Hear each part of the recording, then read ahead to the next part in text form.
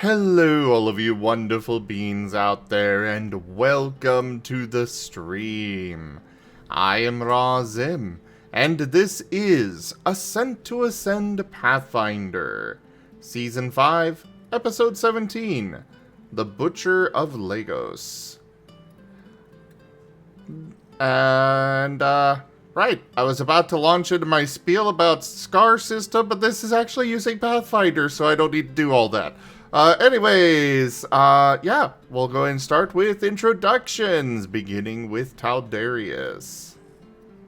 Hello, I am Taldarius, and I will be the storyteller for Ascent to Ascend Pathfinder tonight. I have working battle maps that don't have lag. This is a big deal.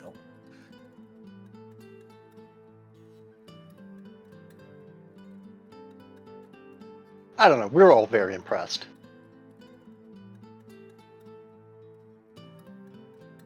The player introductions. I'm in danger!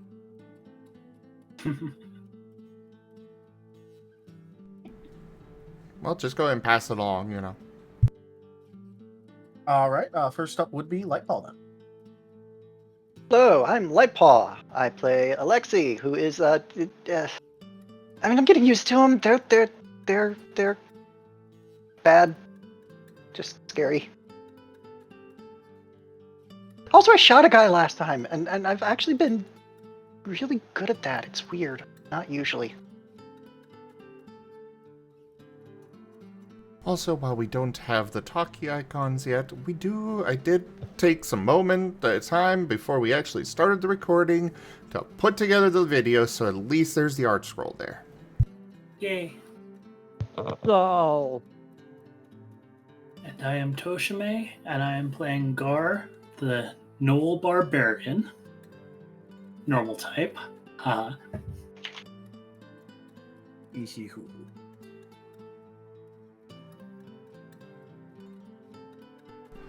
I am Razim, and I'm playing as the Marten twins, a pair of feral, sentient, psionic incanters. This week, their names are Rai and Ray. Off to you, Rosalia. I am here!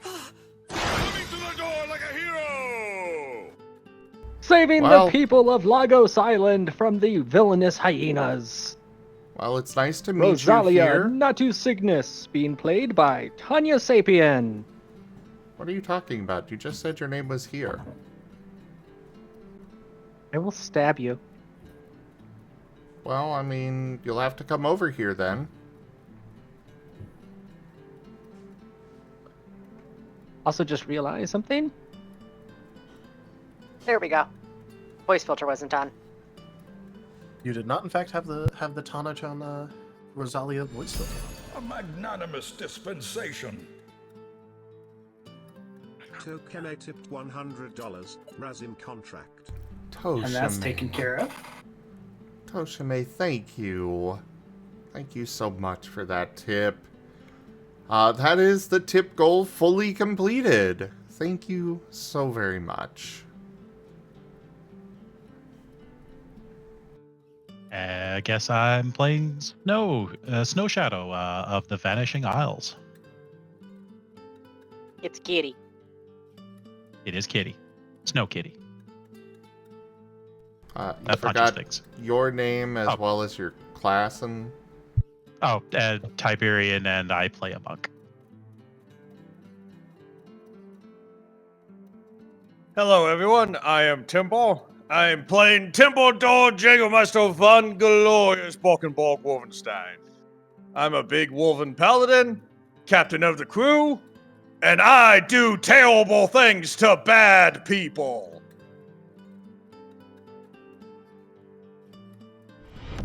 Rank up. Hold the line. This hamlet shall not fall. Exactly. Frost Exactly what Fires, he you does. rated my stream with 8 viewers. Frostfire soon. Thank you so much for that raid. Welcome in. Hope you had a great stream. Thank you so much. And thank you for that follow. Timber, thank you for that resub for 39 months. Welcome in, everybody. You have come into the very beginning of our Returned. Ascent to Ascend Pathfinder game. Templar just resubscribed for 39 months. Equals D. Ah, very nice. RimWorld is always a good time. I hope you had a great time. 10 hours. Very nice. I know I can definitely get lost in RimWorld for about that long. Yeah. But yeah. Oh, who's the friend? But yeah, thank you so much for that raid. I hope you rest well. Hello, Sukashi.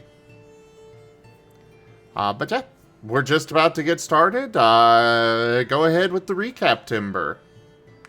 Alright, so, previous episode, we came up to the gnoll encampment, and I was told to wait with a big old battle wagon thingy, and Roselia told Snow that if he was able to, like, kill all of the gnolls in their sleep, she would, like, buy him booze for the rest of his life. So he kind of ran off, and I kind of lost track of him.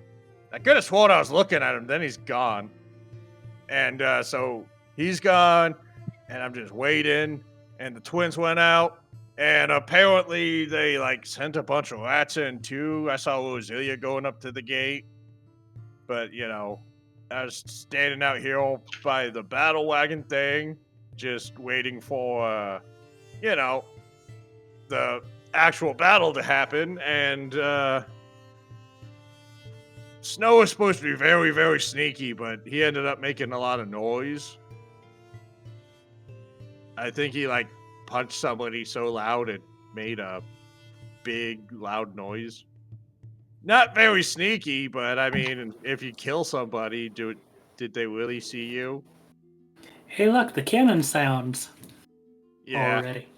I was ready to start blasting stuff, but apparently no, that wasn't the sign. So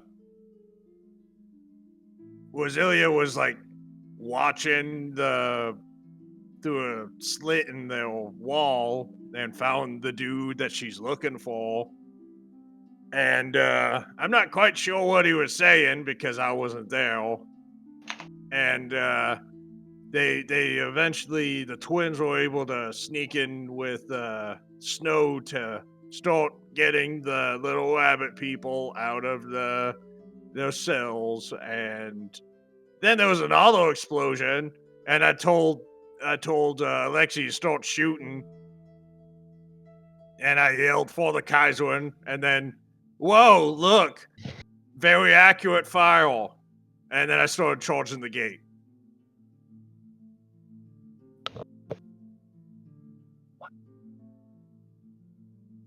Temple doesn't know that the twins got a new friend.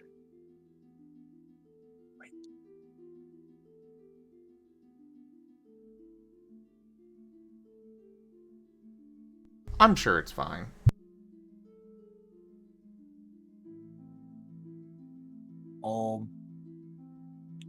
Hey, Rose, question. Yeah? You have the map up right now, right? Yeah. Did everything just disappear for you? Everything except for myself. Great. And Alexi way down in the corner. How do I pull the map up? Did you just accidentally hit the wrong undo button? No, because I clicked minimize on the encounter, and it, can I, like, quick map replace it? Alright, nope. Funny timing. Bad I problems. clicked minimize on the encounter, and it literally, removed all the encounter tokens from the map.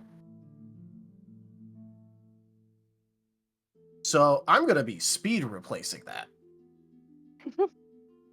I noticed when you're replacing them at their start locations. Haven't they clustered at the front gate by this point? Well, you guys just launched the cannons at the end of the last thing. Fair enough. So they would be Yeah. at their start locations, because you guys haven't alerted them until you just did. Because you had mentioned gnolls rushing out of the front gate, so I thought they were already pouring out and Oh, heading there my was way. there was a couple that were there as gate guards that are rushing out. And there was a couple that the twins charmed to go to the front gate to go raid. Yeah, they got fucking splattered. Yeah, they became runway lines. When the doors slid to a stop.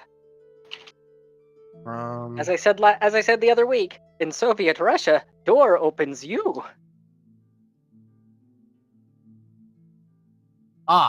Yep. Nope. So if you don't have the encounter tab up,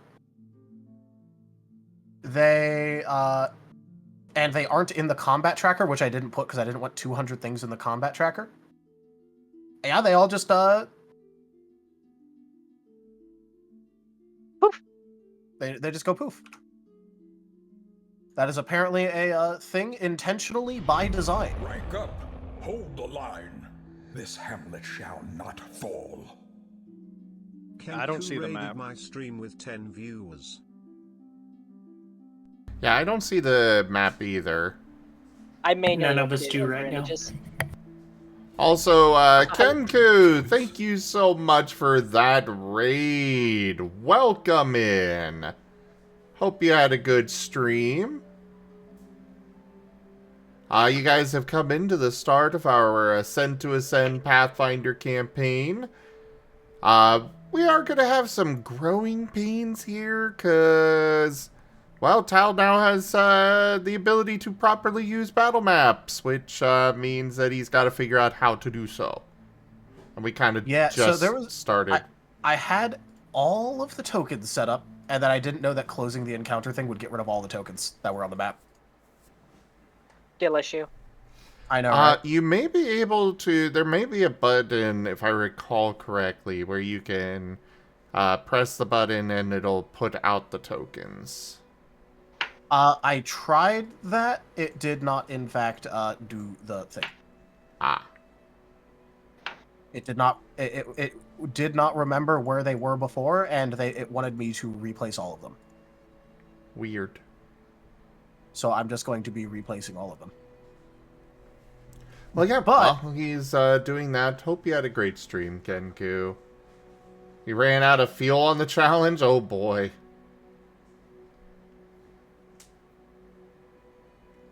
That is interesting, Perky Source. Thank you for the follow, by the way.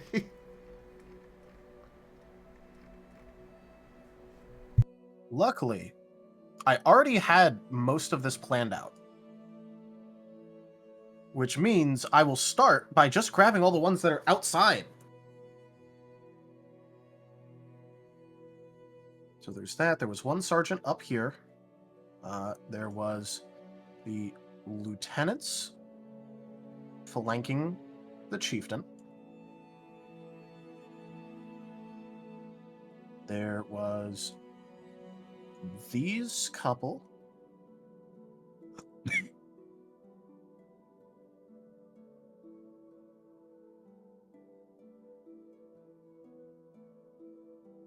Sorry if I sound like a rambling madman. I am just quickly attempting to fix this. Not a problem. You've only got 200 tokens to place. Yep, don't worry. It's not rambling madman. It's better than if the game was canceled. The tokens disappeared. The game is canceled. I mean, there's about 40 or so that tokens he doesn't have to place anymore. There's still like 200. There's still like 200. But, yes, these would be the ones that are outside, except for that one hyena that I forgot to replace that was up here.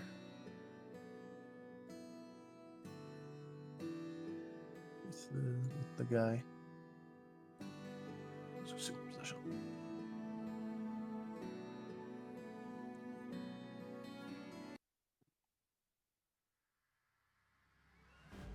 That should be the outside, guys.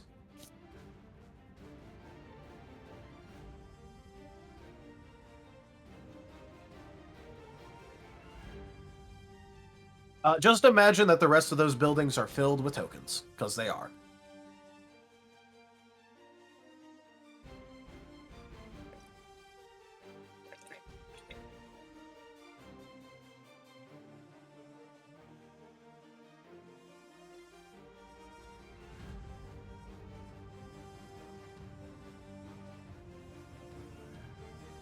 So I will be working on replacing all of those tokens, but in the meantime, while I do that, is there anything else to discuss? I don't think so. All right. In that case, since combat has actually been initiated, everyone make sure to roll your initiatives.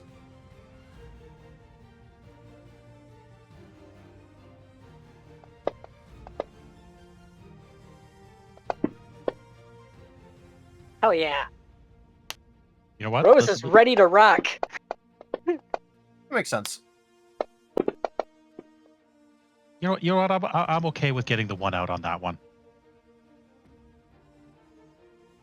How did I open my character sheet again? I accidentally closed it with the map.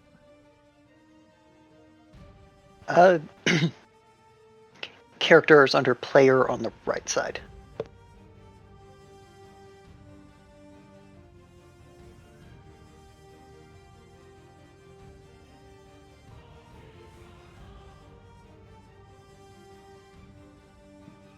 Alrighty, there we go. Thank you.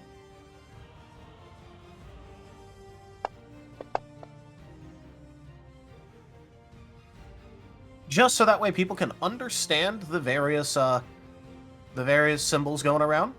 P are ones that have pikes. G are the ones that are axe and shield. S is for sergeant. U is for the hyenodons, the unfed ones, because you have a fed one now. Very well fed. H is just for normal hyenas. Is it sad that when you said U, the first thing that came to mind was U is for uranium bombs? N is for no survivors. Exactly. Yeah. And L is for the lieutenants and C is for the chieftain.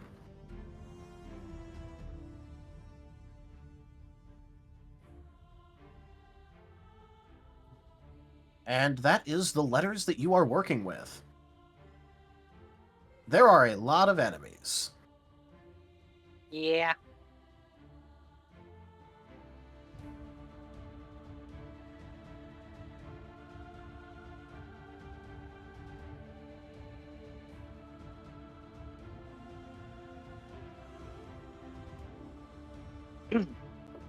So I assume that I'm going first then, since I rolled a nat 20 on that.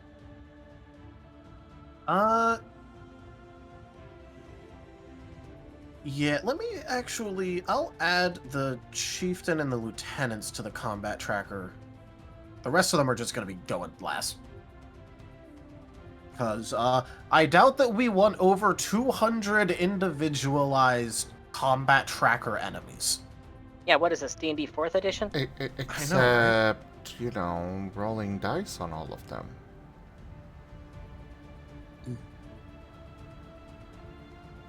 Zim, there's literally going to be, like, including, like, all of you, there's going to be over 200 individualized combat tracker items. Yeah, but I'll If thin you that. wanted that type of combat, you should have played Exalted instead. I can click the add to tracker button if you want right now. Do you want them added to tracker? No, I suppose not. Because there's a macro for it. I could add all of them right now. I'll be thinning that herd out anyways.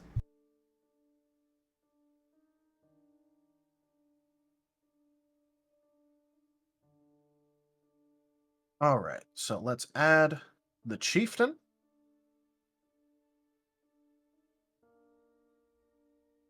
And then Lieutenant 1 and Lieutenant 2.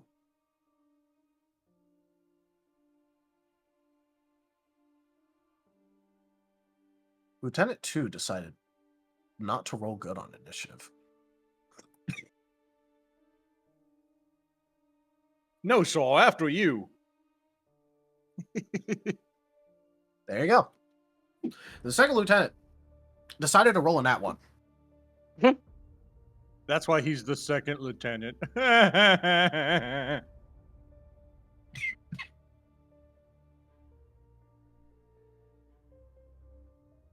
About to be the late lieutenant. Military joke, lost lieutenant, let's go.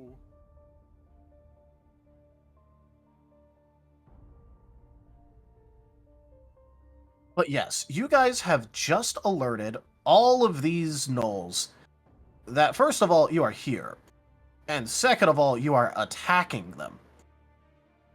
Now, this makes them rather eager to fight, because food express delivery to them.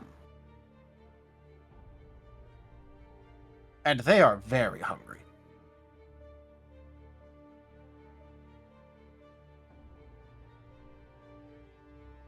Alrighty. Is it my Yes, turn? Rose, you would be up first.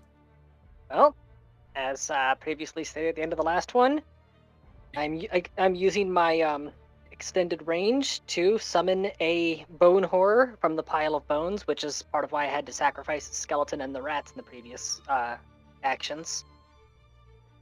It'll be the lesser bone horrors that have the 10 hit dice. I will be using one channel energy for advanced fleshcraft. I am picking growth, which increases the size by 1 step up to a maximum of gargantuan, gaining a +4 size bonus to strength, a -2 penalty to dexterity, and 2 additional hit points per hit die. On top of that, I will be spending 2 points from my spell pool for regular fleshcraft perks to add necrotic bomb and improve natural armor. All right. How much do they get from improved natural armor? The undead gains a +2 bonus to its natural armor. For every 3 hit dice the undead possesses past its first, this bonus increases by +1. That'd be +3 since it's 10. So that's a total of +5 to its natural armor. All right. And if it does go down, necrotic bomb. The undead filled with necrotic energy, whenever it would be destroyed, it deals negative energy damage equal to 1d6 plus its hit dice to all creatures within 30 feet of itself. For every 3 hit dice it possesses beyond its first, this negative energy increases by +1d6. The Necros can choose to destroy an undead with this ability as a swift action as long as it is within 60 feet of himself. So it's 1d6 plus its hit dice, that's 11d6 plus an additional 3d6, so that would be... That sounds a bit too much. 14d6 necrotic damage if it goes down. No, that sounds about right. Be about that big from Gurg. Because it's already... These things are normally already... even if you have the slightly degraded one. These things are already considered huge. Yeah. So if they're one size larger... Hey, look, I'm making an impression, okay?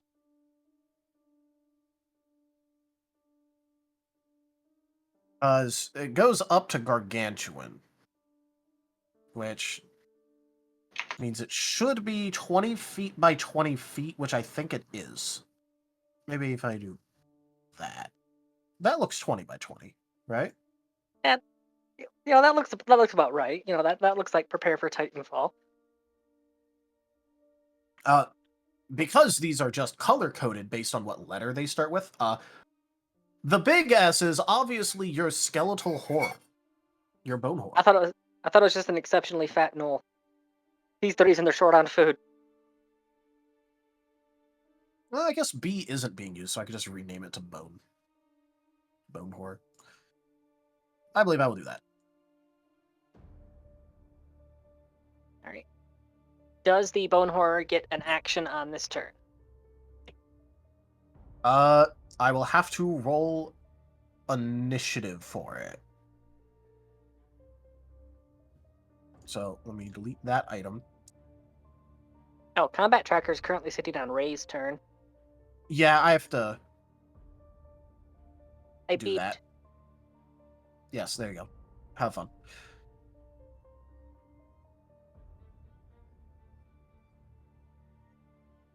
There you go. Yay. It is now back where it's supposed to be.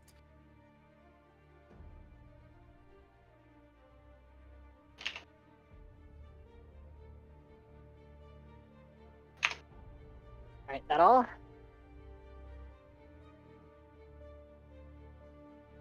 No, there's still a few left. Haha. Well, I just need to know whether I can immediately have it move or if I have to. Okay, there it is, way down there. Yeah. Alright. And it currently has 124 HP. Alright. I'm going to have since that's Rose's action. I'm going to have Svefenthorn drop Rose as a free action. Go to Sycamore and pick him up as the action. AKA just moving from one of them to the other. And as for Billy and McRib, I'm having them charging through the front gate. And that's pretty much my turn. Alright, cool. I have no idea where Timber's at. Just me Yeah. and Alexi on the map, nobody else. Yeah, we actually need to get the rest of us added.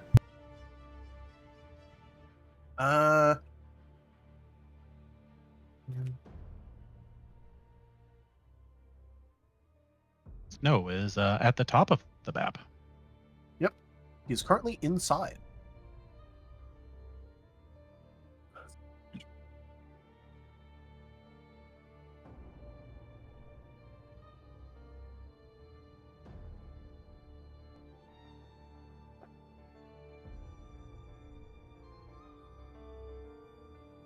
If I go ahead and open up the party sheet, also remapping the party sheet. So I just realized I didn't put the new people on the party sheet.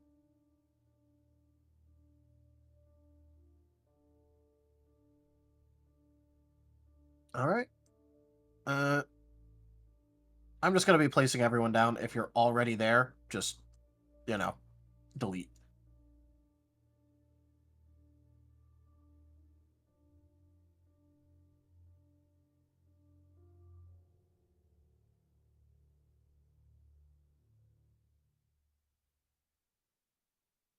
So, I went ahead and placed everyone down right here-ish, where I'm pinging. I see. If you are already there, are you able to delete yourself?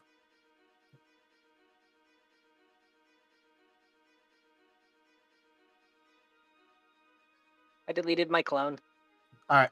If you have a clone, delete it.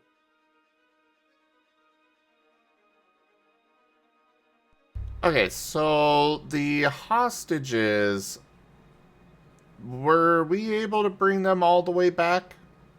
Yeah, you guys waited for that in order to start this. Okay, just wanted to make sure. Yeah. Yeah, they're currently behind the battle wagon. Which is where Alexi's at. He's in an artillery sniping position. Wanted to make sure, because I know one of them was next to Rosalia, but the other one would be over next to Timber then. I will let you guys know that these guys do mostly all have at least some form of ranged weaponry as well. Whether it be like a short bow or javelins or something of that nature. That feels like rather pertinent information for your characters to know. I think I mentioned it before, but just in case I didn't.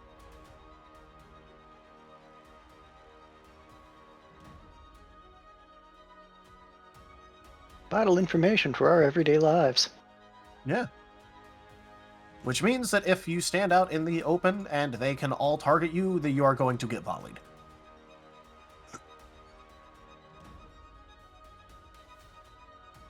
I will just inform you of this because it is a distinct possibility. Yep. So do not become a volley nuggets.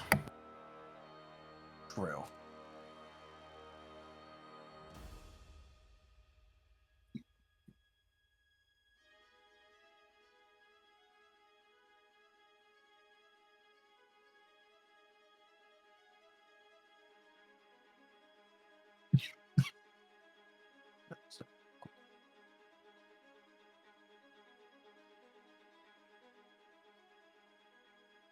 So yes, the twin that was leading them would be freed up to do, like, whatever else it was going to be doing.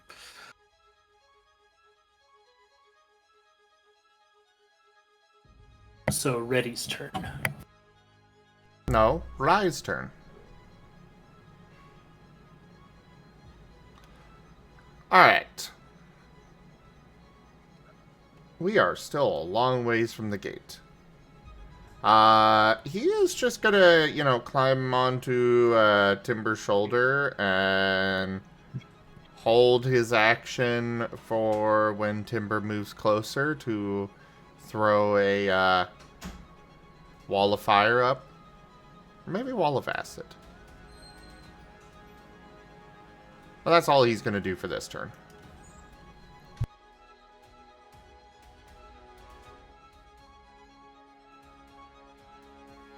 I believe because the cannons both fired last turn, I'm not able to fire either of them, and I have to spend this turn reloading them both, right? They're magic, they self-reload, but the tank is destabilized for a turn. Yeah, basically, the tank ain't doing shit right now. So the cannons will need to take a turn to reload, but that doesn't occupy your action to do so. Yeah. Hmm. It's just that the tank is trying to restabilize itself after having basically double-barreled a magical cannon. Yeah, basically, if it fires both barrels, the front end literally lifts up off the ground from the recoil.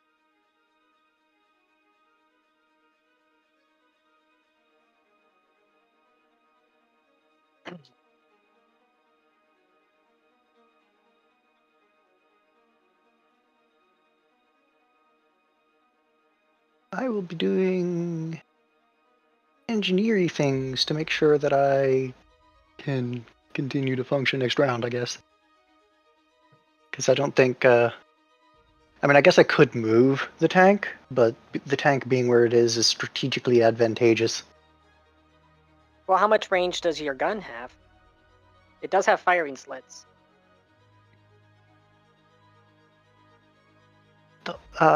40 feet, and it's about 175 to the gate. Well, that's a range ban. You can fire it past that just out of malice. Yeah, it's just that's 4 range increments away, I think. Because that's 120, which would be the border of the third range increment. 160, so it's actually 5 range increments away, so...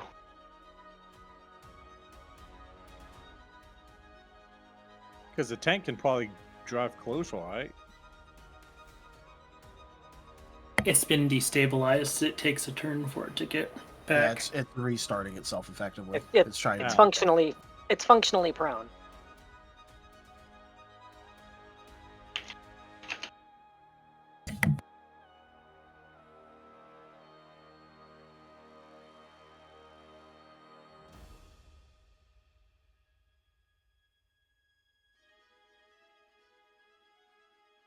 I can barely make the shot, and it's going to be at a -10 penalty. Oof.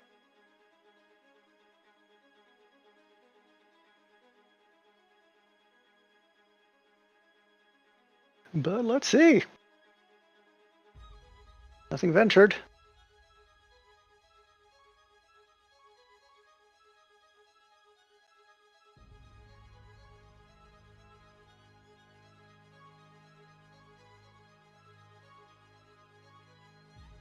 I can aim one of them, but... Okay. This is a G. Oh no. Uh, What? No. Oh yeah, it's a net of -2. But you rolled a nat 1 with a firearm. No, but Yeah, that ain't This is what happens when you shoot stuff without saying for the Kaiser. He's right, you know. right, but he shouldn't say it. Okay, shoot the Kaiserin. well. Where's the misfire rolls? That would be a card. Yeah, that's a botch with a gun. All right.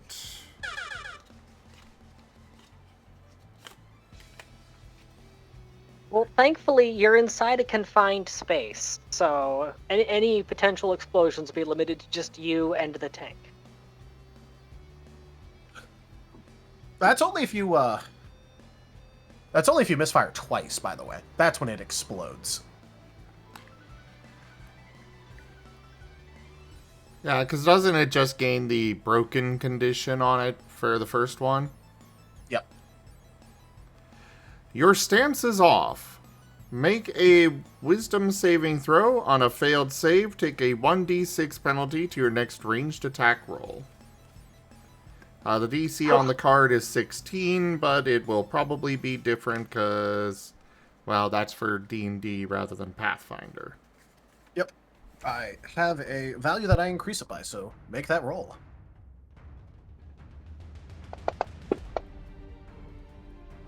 That's a fail.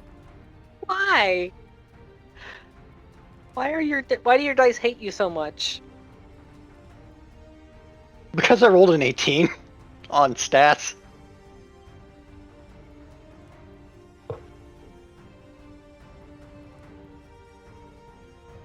Well, The tank is destabilized. That didn't help my aim. it did not. Oh yeah, blame it on the hardware.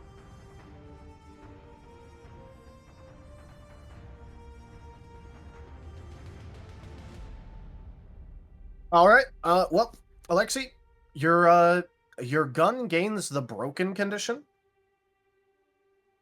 and in addition to that, you are yeah, your next attack is going to be at a -6 if it's ranged. For what broken does, -2 on the attack and damage roll. You can only crit with a natural 20, and you would only deal 2 times damage on a confirmed critical hit, although we use crit cards, so that doesn't matter as much. Well, I mean, thankfully, next turn, the tank will be ready to fire again, and so long as you're only firing one cannon at a time, you've got a shot each round. And at least you didn't brain the tank. And a reduction in accuracy doesn't really matter when you're firing giant chunks of iron.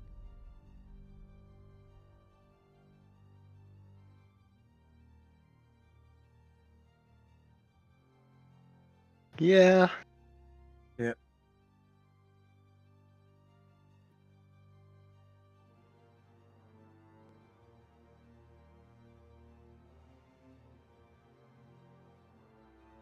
So, make sure to note that down.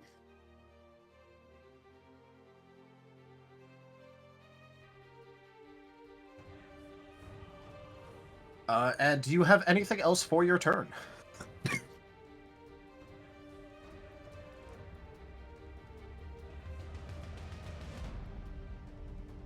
I'm back. Welcome back, Timber.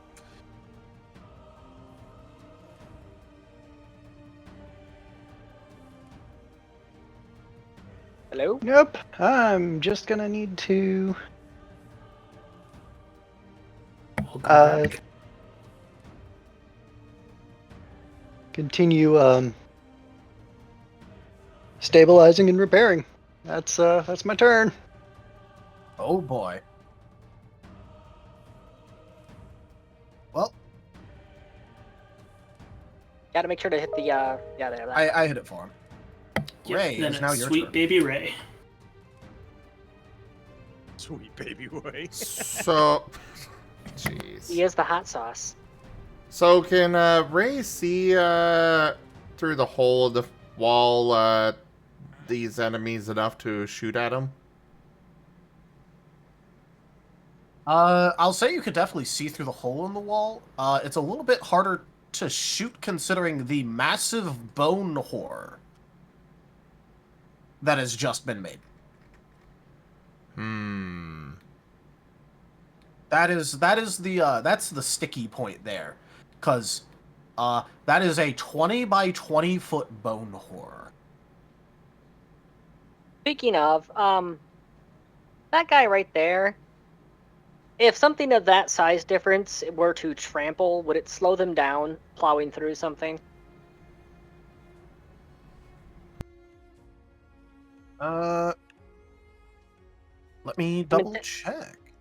Because where I made that line right there, I'm intending for the bone horror to just run a dead charge towards that group of enemies. How do I bring up the map again? Here, I'll just do that. That should share it with all of you.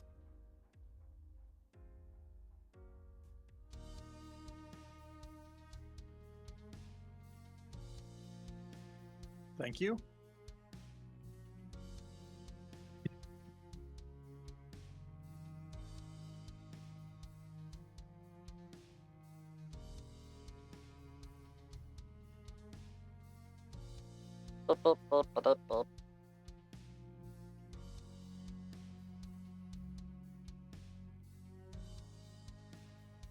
All right. So, I'll say that if it's that big, it could probably just move over things, although it will incur attack of opportunity on it. Oh no, attack of opportunity, what will I do? I know, right? The kamikaze unit is taking damage? This wasn't planned for. To be fair, it'll probably be taking attack of opportunity from, like, everything around it. Considering these guys have, like, 10-foot pikes and stuff, so those two would definitely be able to do it. There's the sergeant there with the two hyenodons. Reach. There's a good bit that'll probably attack it, not just one thing.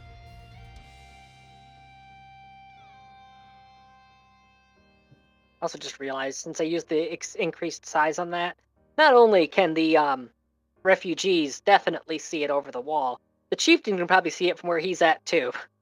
Yep. Makes you wonder what he's thinking right now. How tall is the wall? The wall is like 20 feet tall. Or 15, 20. I'll say 20. They have a big wall. The wall's Marten size.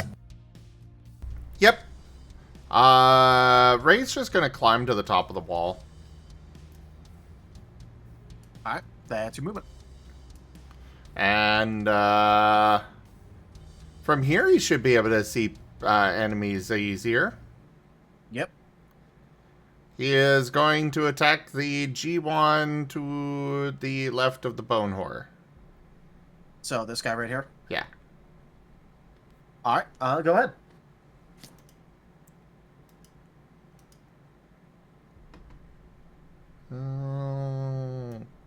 Boosh. That There would you hit. go. Now get out the ruler so that we have Warhammer stats on if he can hit or not. Hey, don't you mess with my tape measures in for my Warhammer Fantasy and Warhammer 40k games. He's gonna go with a blinding blast on this. I would like to spend command points for a preliminary bombardment. Let's go, God. Alright, have fun dealing all those mortal wounds to my Necrons.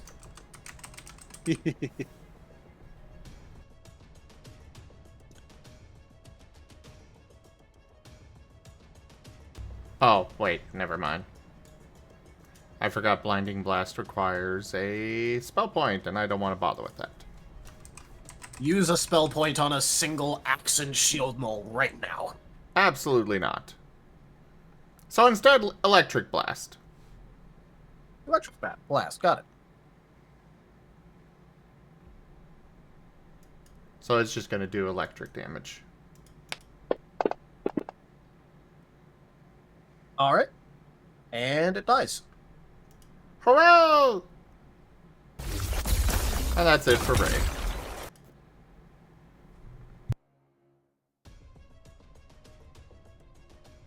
Alright. This would then bring up the chieftain's turn. Who is Ignore that ping that was misclick. who is going should to He's being swarmed by rats, right? yes, he will be.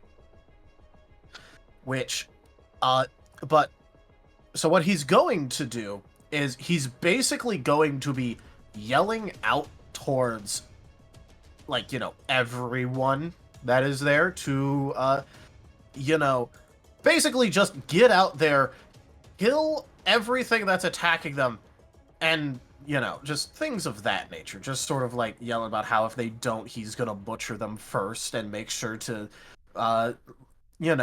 put them at the bottom of the food pile.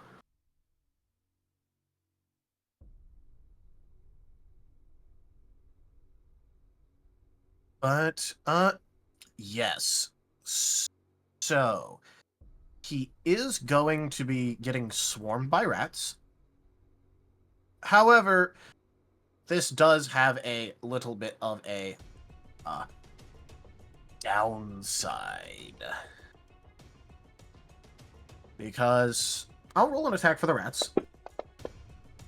Oh, they'll even hit.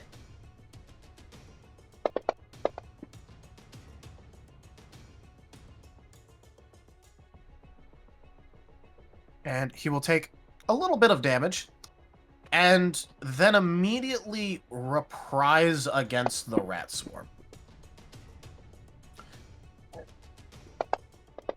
Hey, if I'm making him spend a reprise on rats. Yes, so he's going to attack them right back. And, I'm going to ask, Rose, you still have Svethorn in the air looking, right? No. Svethorn was on her back because he'd already completed the recon sweep. He's currently on Sycamore's back because Rose is lining something up. Ah, okay. In that case, who would be able? Would anyone be able to see what's going on? Well, Rose would be able to see through the bone horror since it could probably see over. Maybe the one rooftop. of the twins No, because he's on top of the wall. Yeah, he's on top of a little hill. I'm just more considering if they're because there's buildings in the way. It is a 20-foot wall. Well, she has a gap she can see. I was talking about I'm talking about from the bone horror's perspective because those are little improvised buildings. How tall are they? Not that tall. If you do want to look through the Bone Horror site, you would be able to notice something very interesting about the chieftain, which is that as his axe cleaves through these things, it seems like his wounds are disappearing. Oh, cool. Vampiric. Good to know.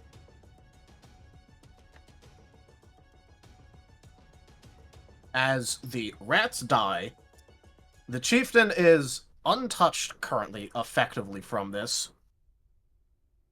And then we'll go ahead and move. There.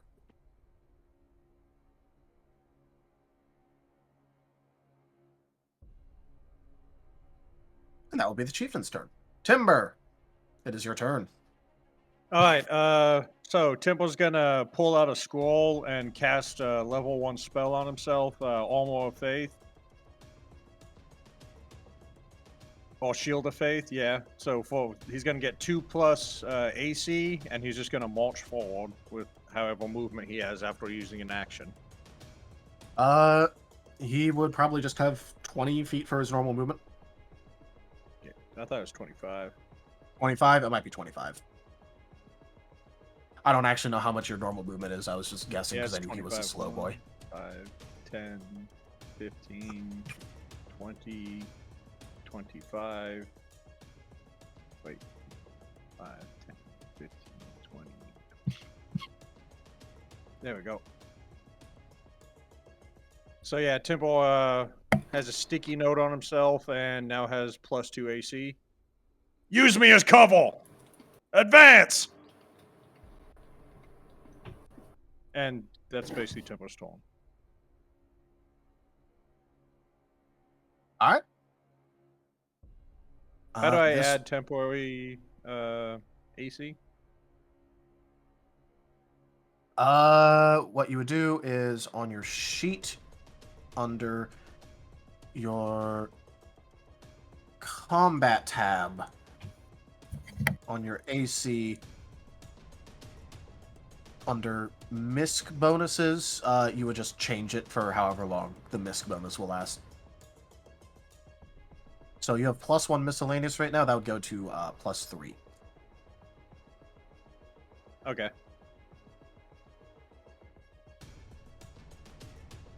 So yeah, Tempo has 23 AC right now. Very good.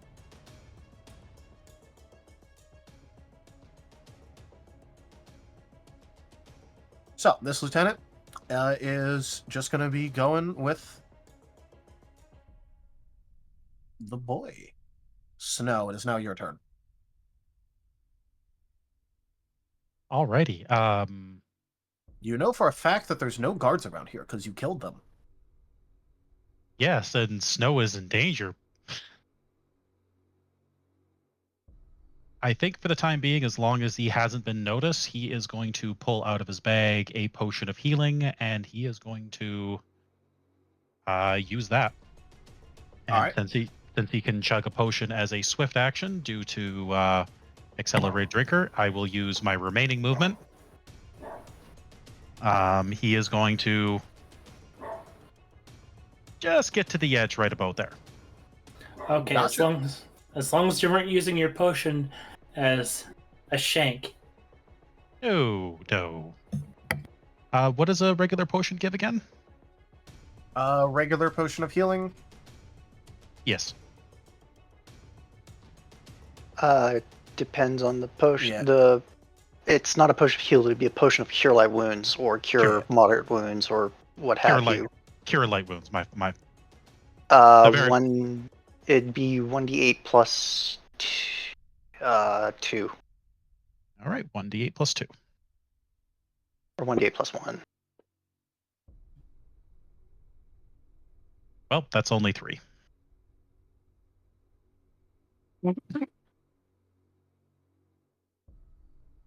Okay, that'll be my turn. And he will pull out a dagger before he finishes the turn. All right, you have the dagger out. All right, Rose, it is the Bone Horror's turn. What are your orders for it? Well, I'm going to be having it charging along the path that has now been opened up, straight into that building. Just full headlong throwing its weight into it. All right. This thing has a movement of 35. Probably be a bit faster because it's bigger now, so it has longer legs. I'll say that it can make it there in time with a charge. Just as a warning, that will open it up to a total of 5 opportunity attacks. Fine. Real quick, what is close range? I was trying to look that up, but 25 plus 5 per 2 caster levels. So for you, that'd be 45 feet.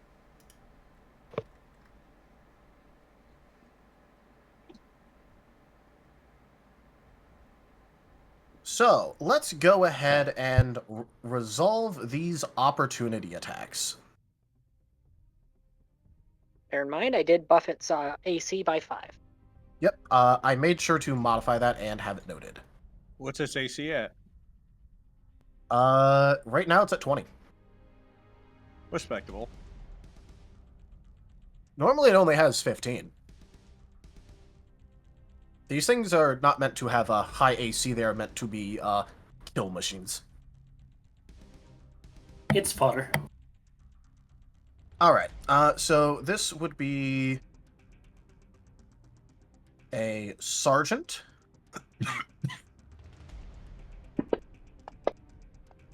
Which, oh, good on it. It will hit.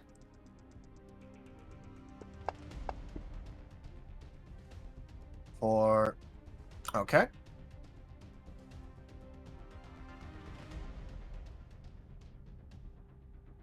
Sergeant hits, does damage.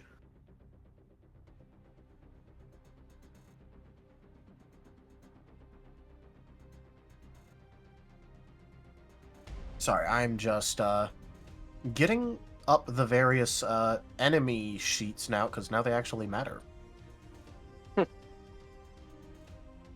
And I have to scroll through a long list, because I did not tag group these, which I should have. That is my fault.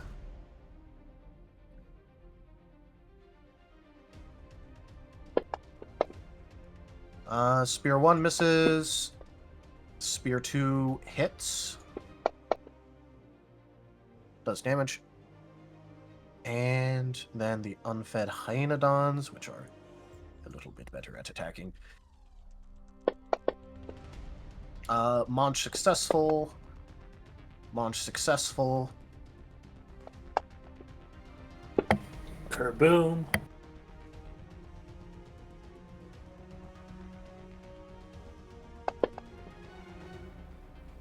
Alright. So, accounting for damage reduction, that would be a total of 11 plus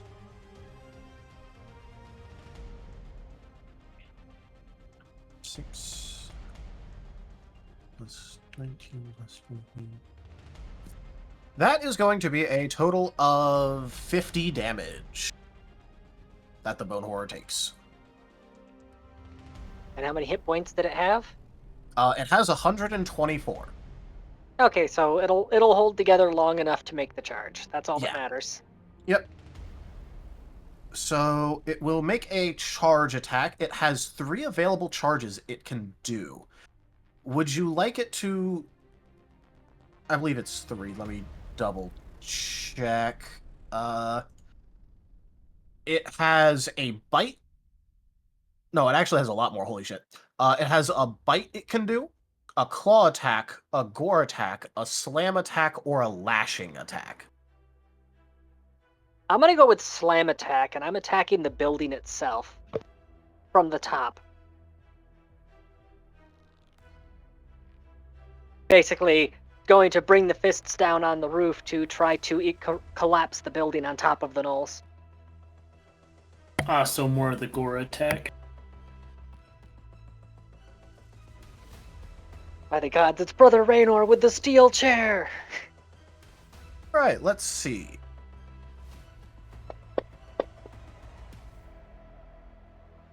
Well, luckily it's attacking a building.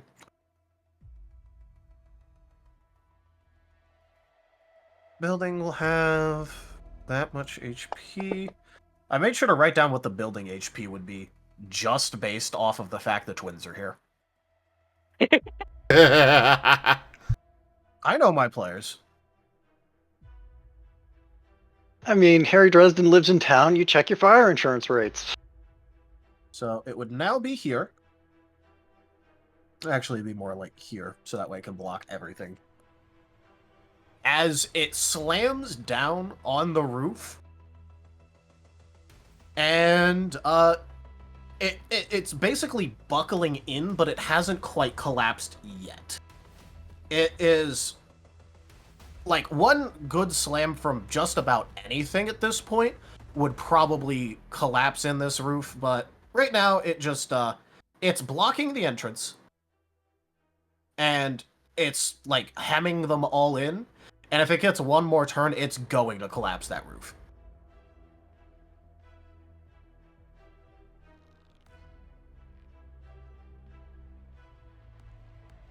So all of that building, none of them are going to be able to get out right now. They have to kill the bone horror or nothing. And unfortunately, because there's a roof in the way and the roof's an inanimate object, I'm going to have to hold on to control of that. I can't let it go berserk quite yet. Because if I let it go berserk, it just says, oh, look, this is wood. What else here is tasty? And it'll end up walking away from the door, so...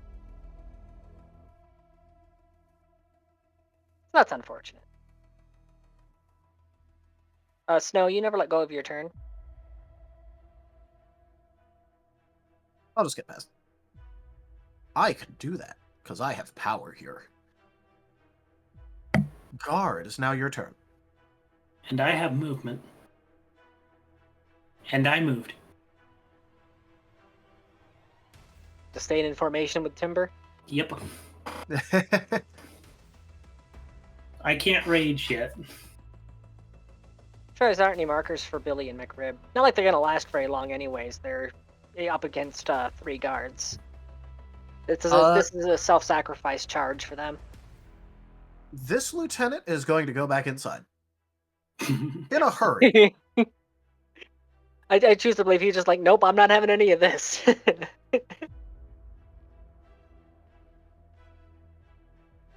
The doors are not shut behind them. They're just rushing inside.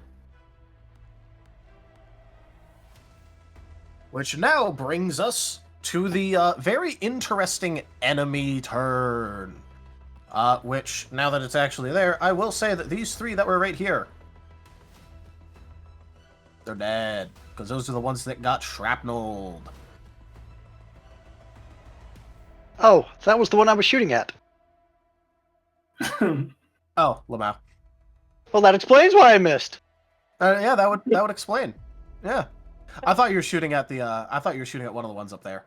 Let's just say he was firing into the smoke cloud where their head used to be without realizing they weren't there anymore. Ah, okay. Yeah, no, I thought you were shooting at one of the ones up there. Because they were, like, behind where the gate would have been. Yeah. Alright. Now, here is an interesting question. Can I just, like, group select all of these and then go 1, 2, 3... The joys of not having lag. 5, 6... I can. This is beautiful. Which, in order just to make this make sense, I'm just going to feather these guys out a little bit.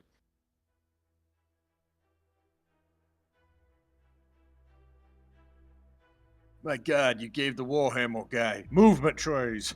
I know, right? Hey, look, I silver tied this bitch usually, so, like, being able to do this is actually really nice. Yeah. Because I am used to not being able to do this under any circumstances.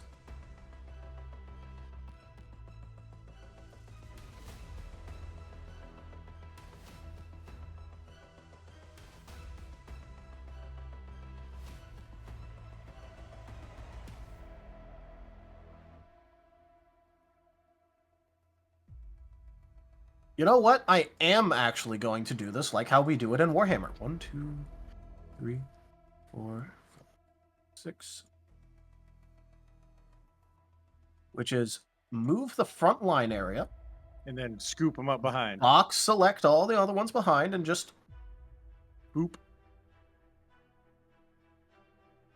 I gotta be there. That's right. Come within self-destruct range. They don't know that. Exactly. I mean, for Although all I they're guess doing, they're these trying to guys save their brethren. Feather out slightly. I forgot to have them feather out slightly. They're supposed to be feathering out. These guys over here. Well, they are a little bit distracted, but they did also see Ray just, like, electric blast one of them. And the bone horror is not in the way of that anymore, so... Also, the bone pit is now basically empty-ish. Because that is a lot of bone you have used there. Wait. Growth increased the build cost?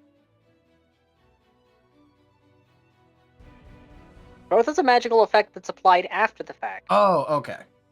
I thought that you were just using more bones. In that case, the bone pit is not empty. Yeah. Because I thought you were Say. using like 20 by 20 feet of bone, which is basically what this is. Yeah, let me go to advanced fleshcraft here. What the heck? Gnoll's attacking us. I know, Yeah, right? it just growth just says the undead's size increases by 1 step. It doesn't say anything about requiring more materials. Okay. I thought it did. This is why we candle dead.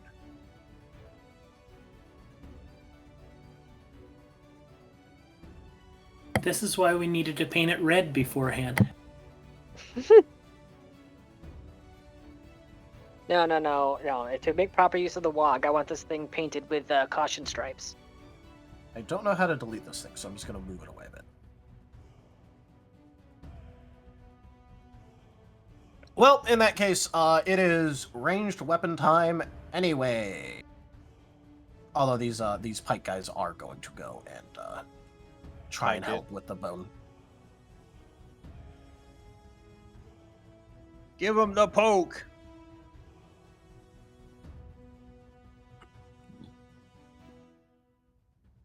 There, I removed the line for you. I think it's because I'm the one that made the line that I had to be the one to get rid of it.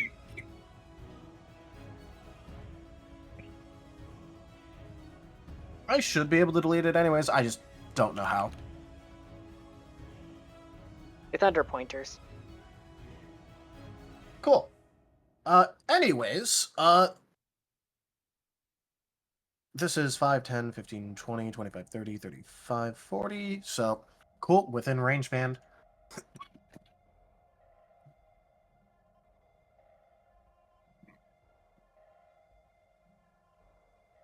Because this guy's going to go this way, bring his hyenodons with him. And this guy's going to go here. Ooh, I just thought of something very sinister. Yeah. Necrotic Bomb says anything within 30 feet of itself. Yeah. It's Aura's scalable size, yeah. Okay. So it's 30 feet from the edge of its body, not from the center. Yep. Yes. That is why auras are very strong on large and other increased size creatures. That's why Temple's always protection covers almost everyone if we're grouped up.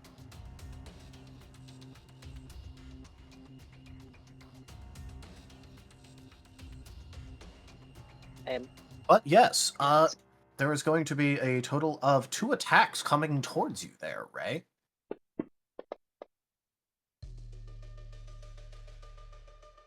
Does a 22 hit?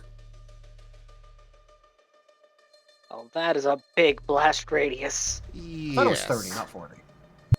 Yeah, it's 30 plus the radius I added. Because it's 20 feet wide, right? Oh, yeah. Oh, sorry, I thought that was measuring from the edge. Yeah, I measured from the center and then I just added 10. Alright, yep, that would be correct then. So yeah, that's how big the blast radius is going to be when that thing goes nuclear. Which will heal you. Oh yeah, that counts. If it goes nuclear while I'm still controlling it, that counts as necrotic damage that I caused, right? Yep. Oh no!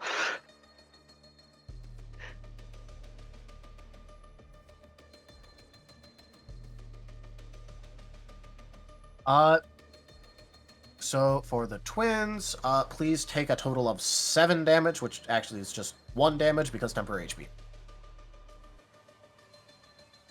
Ow. I'm in so much agony. You have been hit with a javelin. Ray's just tilting his head at them. That's it. flinks off his forehead, leaving a little scratch.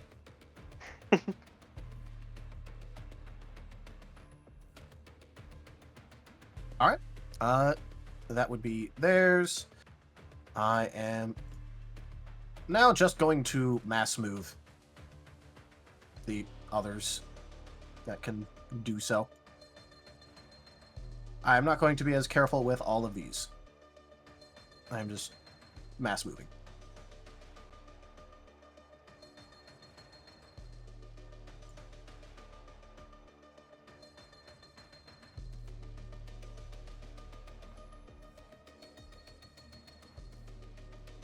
There's a lot of people here, but I am sure that you already knew this. Gonna be a lot less in a little bit. I can keep that thing alive long enough for them to cluster up around it. Oh, it is not going to be living that long. I will let you know that. Don't worry, it's already undead. There is a lot of pikes and stuff that are about to attack it. So, it ain't living that long. I'm sorry to inform you of this.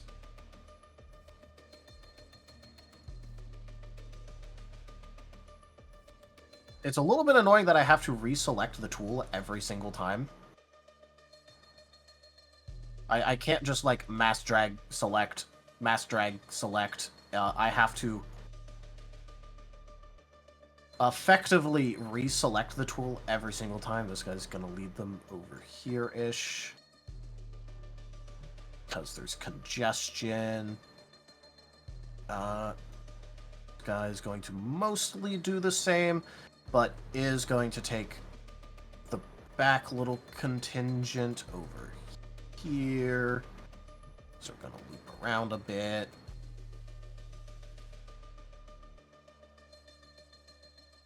I think that is most of the enemy's actual movement. There's a lot of movement to be done. So, next up is going to be the pike attacks. How many pike attacks can hit this thing? That's 1, 2, 3, 4. 5. 5 pikes can hit.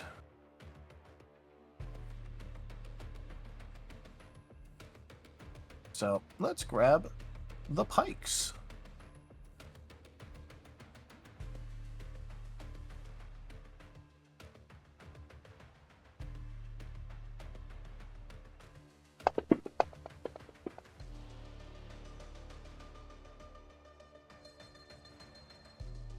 That is going to be 3 hits.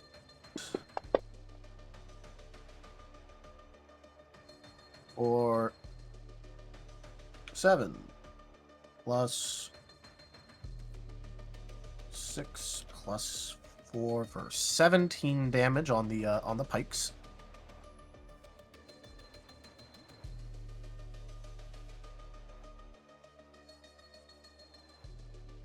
$67. All right. Time for the axes.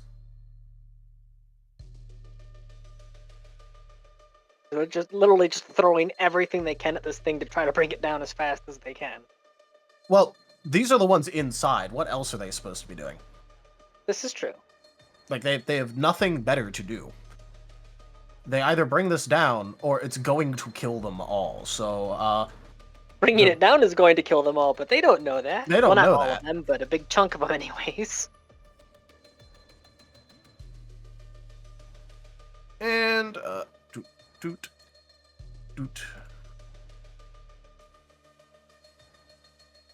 Sorry, I just made the mistake of accidentally having up way too much shit. This is a mistake, one that I'm not proud of.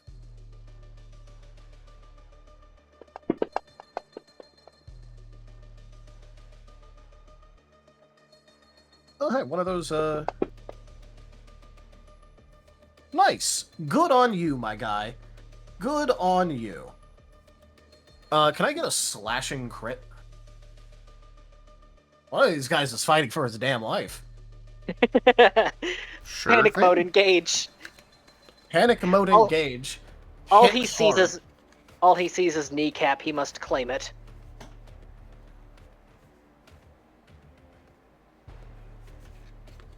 Oh god, the Jubone's attacking me. I must defend. Well, think about the relative size. Like, he's literally staring at a kneecap. Might as well peel it off.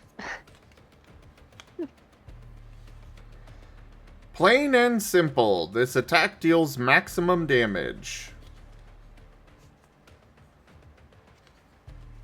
Alright. In that case, no need to roll for that guy.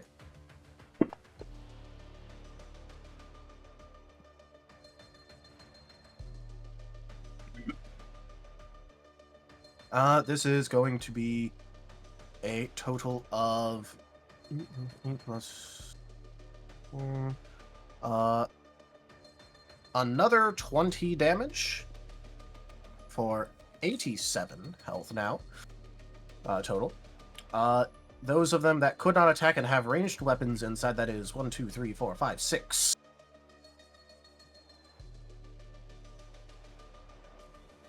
There will be 6 longbow shots incoming now.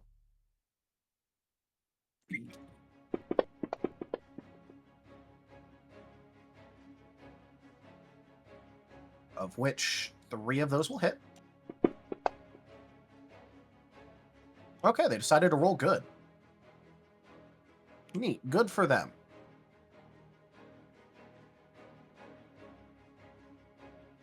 That is 106. It's getting close to exploding. And now's when I'm going to bring up the whole volley thing over there. Do you want me to actually roll all those, or do you want the volley to work? Volley of arrows. Well, your bone horror currently has 18 health left, and it's about to get attacked by 1, 2, 3, 4, 5, 6, 7, 8, 9, 10, 11, 12 total? 13. 13, Yeah, that's longbow it. shots.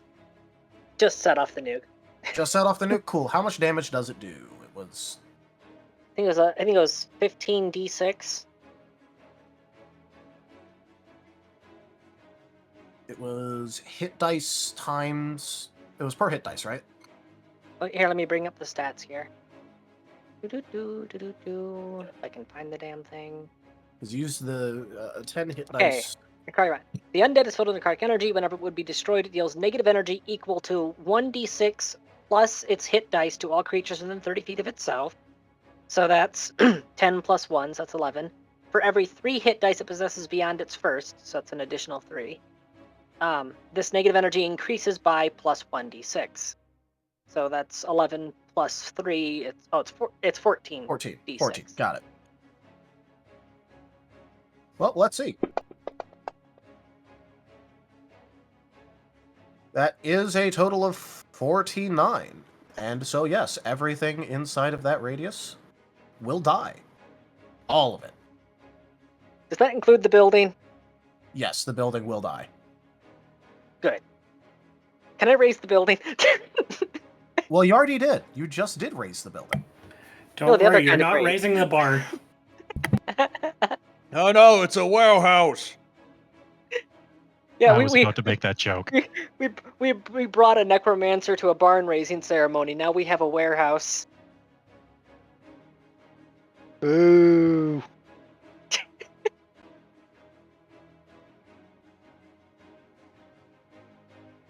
I don't think I can select mass delete. You know what? I disagree with this, and I am instead just going to move these to the top right corner. Apparently That's I heaven. cannot. You sent That's them where up all to the heaven. that's where all the corpses land. Well, considering the force this thing's going off with, I think a few people are either going to get launched or vaporized. And these two I can just delete because they're like by themselves. And that guy right there, he probably looks like Scarface, all scorched on one side there. All right, please delete your AOE, and thus disintegrates your bone horror. Dang it! If I can get the right button here. Oh my god! Oh, because I got the wrong tool, I think. Oh, there. Just delete everything. That works. And it brings it back around to my turn then. Yep, back to the top of the turn order. And I'm making another bone horror. This time, I will be doing Necrotic Bomb again, so that's deducting that from my spell pool. I will be making it bigger again, so that's deducting the channel energy. Let me deduct that, and then deduct that. However, I'm going to be spending an additional point instead of on improved natural armor. I'm going to use the additional limbs bonus, which is the undead is granted an additional pair of arms, a head, legs, or a tail. Selecting a tail also grants either sting or slight natural attack. Every pair of legs the undead grants increases its speed by 20 feet, and if it possesses 4 or more legs, it is treated as a quadruped for the purpose of how much it can carry. I am giving it 2 additional legs for increased move speed.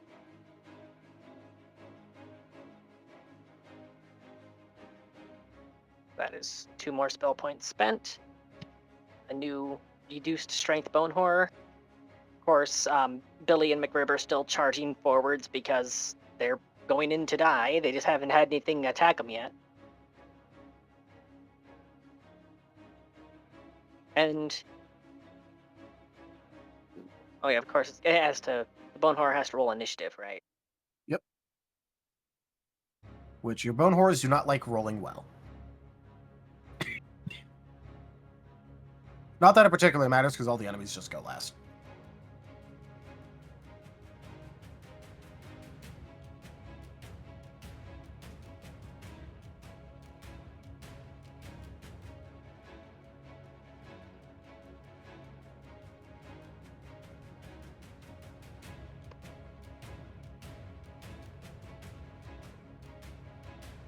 I'm just waiting for you to roll initiative on it. I already did. Oh, where is it? At the Way down bottom. there again? Yep. Yep. That's why I said your bone horrors do not like rolling initiative. Just right in front of me. All right. Well, raising that was my action, right? Yep. All right. So nothing much else I can do on that turn. So. Boop.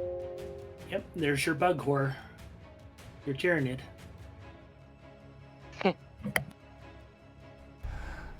So, Rai is just kind of waiting for Timber to get up there. Can't you move me? I'm slow. Can't you use charge to move twice as far? Well, I was upping my AC before I start going into the arrow fest. He Fair put enough. a sticky note on himself instead of charging. Well, at least Timber Rose has- is current. Timber Rose is has currently being at a- specifically requested that they don't lift him up and stuff. This is true. Yeah, okay. Uh, I will Rose is make note doing of this. Rose is doing a very good job of being a very good distraction right now. So they're only gonna move or lift Timber up if he's in danger or something. That's the only time that they're going to disobey that. He's not really in danger here. The hoplites and the I'm assuming that's the garrison captain that volunteered. Yeah, we haven't actually asked him who he was exactly. What are they doing right now? I think they're by the tank. They're currently guarding the tank because they haven't been giving other things, and right now walking into whatever the hell is going on in there with those bone horrors seems like kind of a bad idea. Also, all the prisoners that have been rescued. Good idea for them to hold back and be escorts if needed.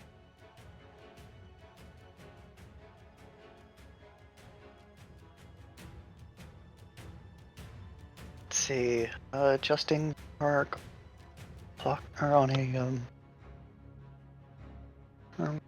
is by it's 5 degrees. And then should be able to fire one shell.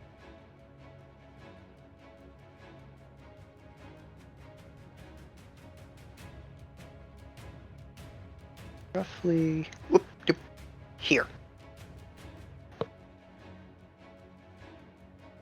So I'm basically going to spend my first few turns until I can actually see targets, turning this wall into shrapnel. Section by section. Alright. Is that an engineering check to properly calibrate the shot? That would be, yes. Well, the rangefinders are already dialed in. Well, yeah, but I'm having to adjust them a Yeah. few degrees at a time. Yeah.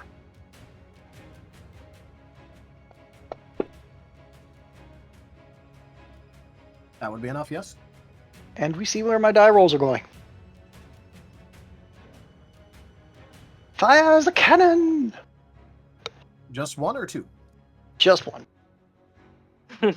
Gotta check that. Yes. Now we are starting Operation Covering Fire. Alright, it will hit.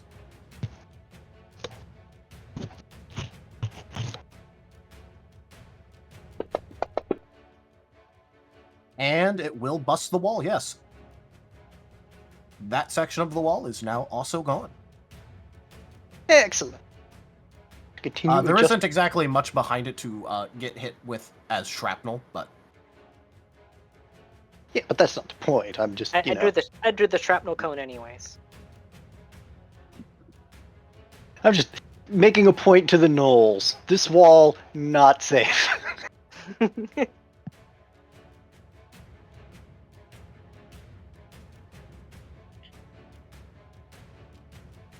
Button. Fan. It's a little, like, down arrow button thing at the bottom of the combat tracker. Ray, it is now your turn.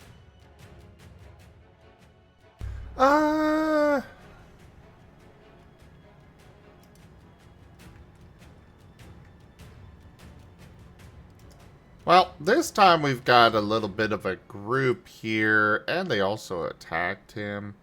Oh, right. Also, I need to give them back the temp HP shield thing. Zoom.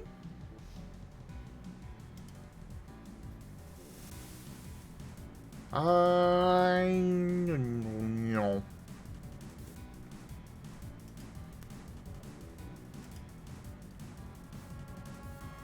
Pretty sure it was energy wall. Yes. No. I want the orb. Yeah. That's what I want. Yes.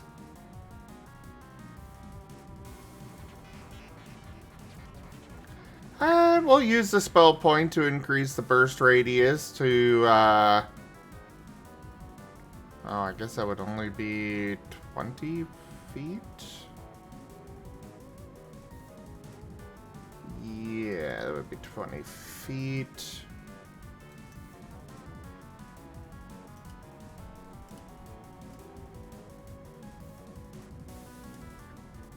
You know, I'm okay with this. That will... I'm about to say, where you place it, that will scrape the bone over. Nope, putting it there. Alright. So, And what do they have to roll? it what are you is rolling reflex save. Reflex for save. half. Reflex save for half. Cool. None of these guys are good at reflex, but people can ball out. And we'll make this electric again.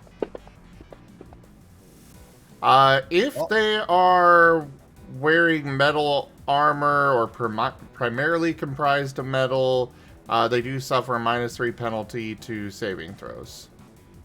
I don't think they are, but just noting that.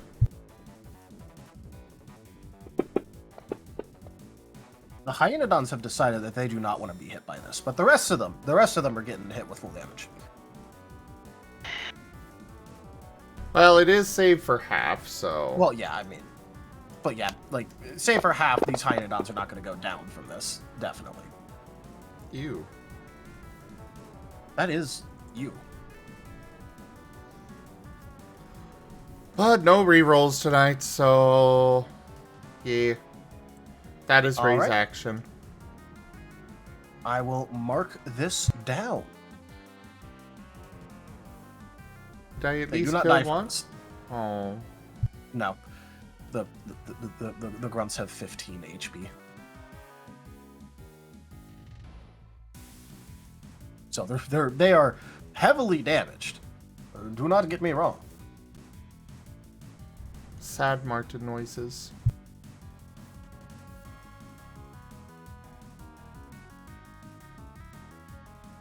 Don't worry, buddy. Just keep bombarding them. They'll fall.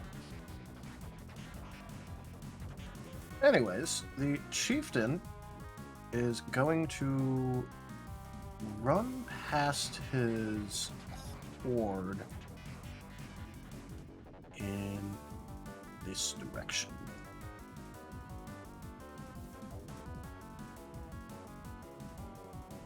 Denver, it is your turn.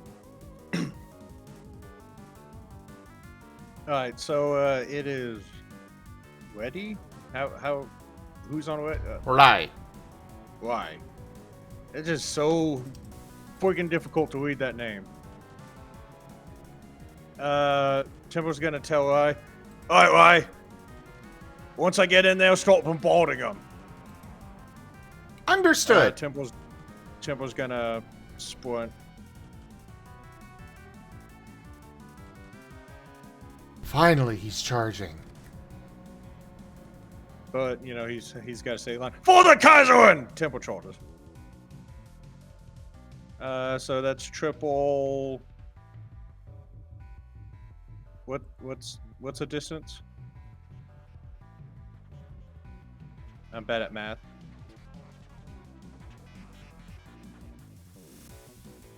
Two, 4, 6, okay. 5,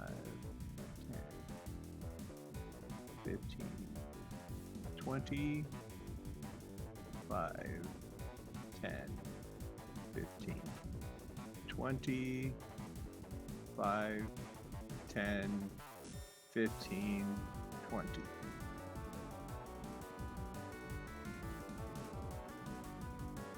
And that's all I can do, because I am a slow boy. I can rise,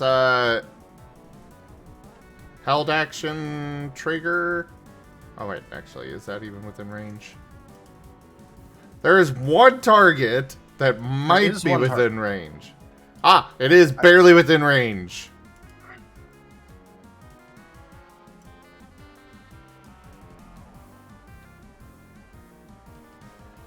So... we'll go with acid this time. I accidentally rolled the melee one, but it's the same bonus either way. Quick question. Under Fleshcraft, one of the things I could do is called Combat Talent. The undead gains a combat sphere and a talent from that sphere. So, when I looked up the combat sphere on Spheres of Power, I get a table called Combat Feat. Is that the same thing, or is that something else? So, from what I can tell on that, is that there is a list of spheres using Spheres of Might labeled combat spheres, which would be Alchemy, Athletics, Barrage, Barroom, Beast Mastery, Berserker, Boxing, Brute, you know, etc., etc. I think it gets one of those.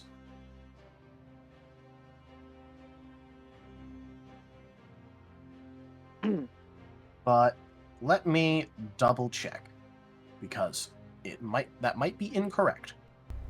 Did Rye hit? With a 19, yes.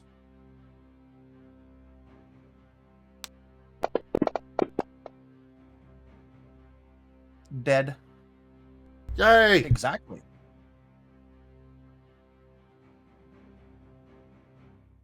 You said exactly. So it's just unconscious. You don't get to keep this one. Nah, it's a mook, it's dead. Also, they're using acids on this one, so they're just gonna melt away.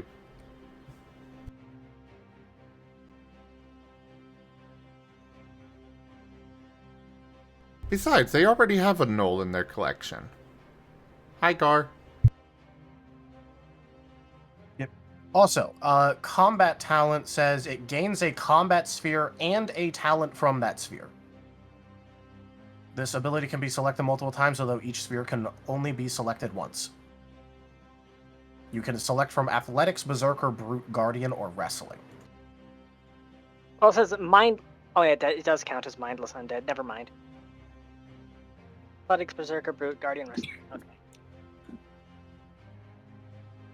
I should be able to find what I'm looking for.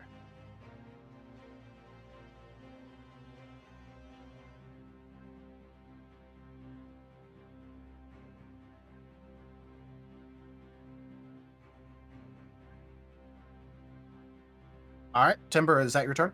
Yeah. Oops. We both clicked at the same time. All right. So that would be this lieutenant down here, who will run to catch up with their chieftain.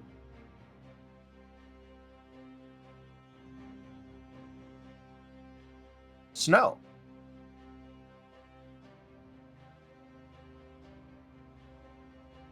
Yes. It is your turn. Solo that lieutenant jump through the window, gank him. Is there a way to get into the building from the top, or is there only one door in the front here? There's only one door, but I forgot to move these tokens, so these guys would have moved away. Okay. So Snow wants inside this building. He doesn't realize the lieutenant's there, but he does want in there because he's curious. So as a standard action, he's going to sneak and then continue to move into the building. Assume I'm going to have to roll the sneak. So he's going to do the cat thing of they're going to open the door, and then he's just going to sit there. No, he wants inside this time. Don't worry, the door is already open, too. Well, yeah, but when they can go in there, they don't want in there. Well, this room might be filled with shinies. It's not his room, so he can go in.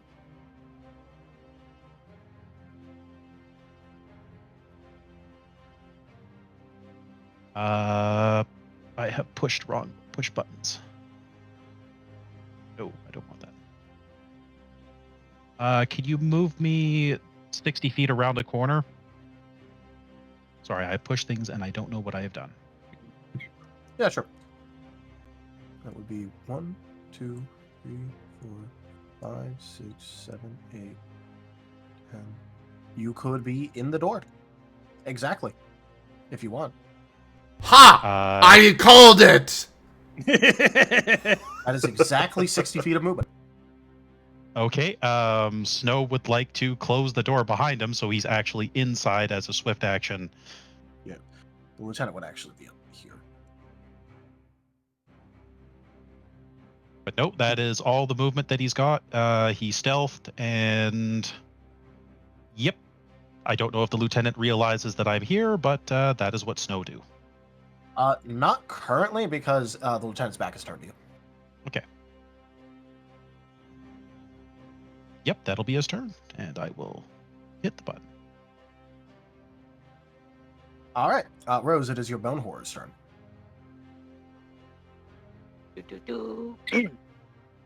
Right, this is the one that I gave an additional move to, right? Movement, yes. Yeah, well, movement. So when charging, how much distance does it have in total?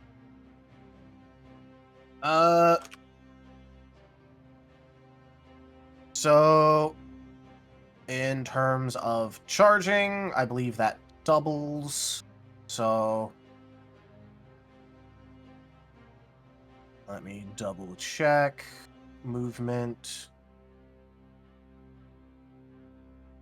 Yep,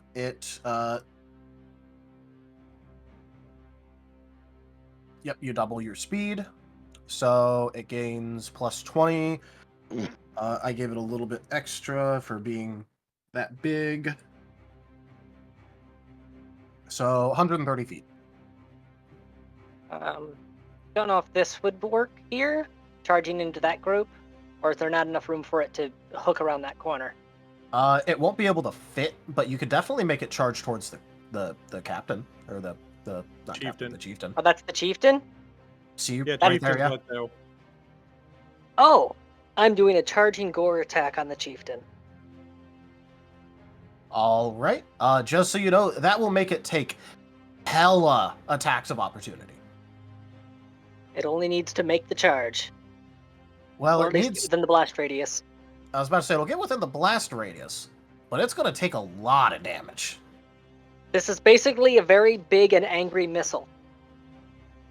All right, but if it dies before it reaches there, it's not going to be able to actually make the attack. Well, So if it dies before it reaches there, it's still going to AoE a lot of the nearby people, so... yeah, but I'm just letting you know. So it'll move one there, which has it take one attack of opportunity already from this guy. And this has a lower AC, so that will hit for 7 damage. Then it steps over, taking now 2 attacks of opportunity. One from a Hyenodon, which will hit, and then one from the other Hyenodon, which will hit. So that would be 2 total now wounds it's taken. Sergeant will attack. Oh. And it will crit. Can I get a slashing crit?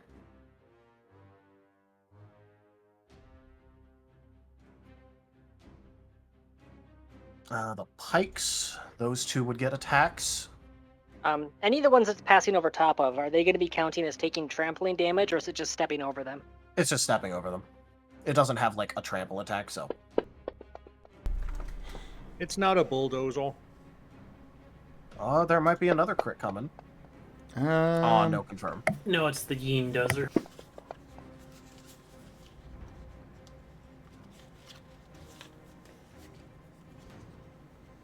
Alright, make them pay.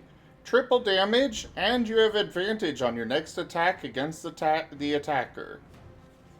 So, technically the Bone Horror would have a, advantage. But, Okay. yeah, they've got triple It's damage. not attacking it, so... Which is just its normal crit anyway, technically.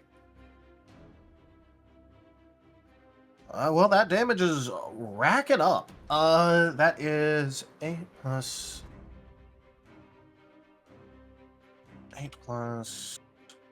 21 after damage reduction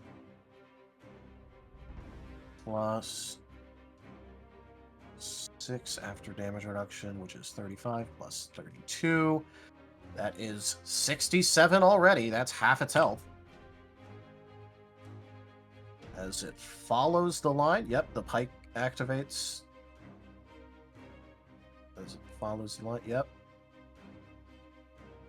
So I'll say, like, it'll get, like, here-ish. As that's going to be 2 pikes, 3 axes. Alright, that's 2 pike hits.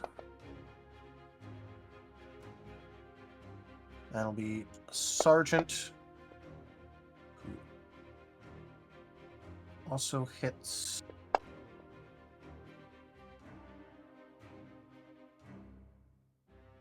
Who'd have known that, enemies that focus on this kind of stuff actually have decent attacks. So that's neat. Oh. Ooh, it has 15 AC, and it got hit with a 15 on the crit confirm. I need one more slash crit confirm, or slash crit card. I'll roll the other two's damage. If only I wasn't having to hold that spell point in reserve, I would have been able to give it natural armor.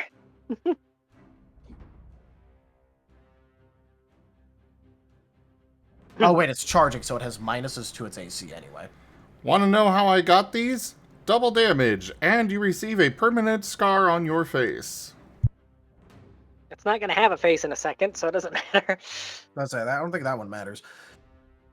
But it does take... I mean, it's still double damage. I clicked one too many, but I'll take up the last die. So, did I roll all of the correct ones? I did. Charging means it has an AC of 13, so yeah, all that hits. I mean, it all hit before 15, but 13 AC. That's kind. It got close enough to hit the chieftain with it, so that's all I was worried about.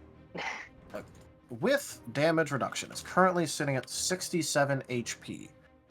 It takes 8 from that. It takes 23 from that. Takes. Oh, it's not dead yet? I'm counting up how much it's taking from all of this to know if it's dead. Okay, I was about to say, holy crap.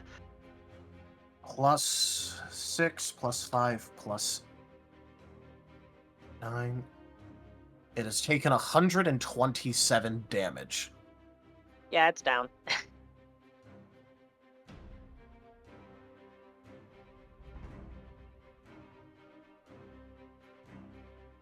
Do they roll any kind of save, or is it just kaboom? It's just kaboom. Just kaboom? I can double check. Flashcraft.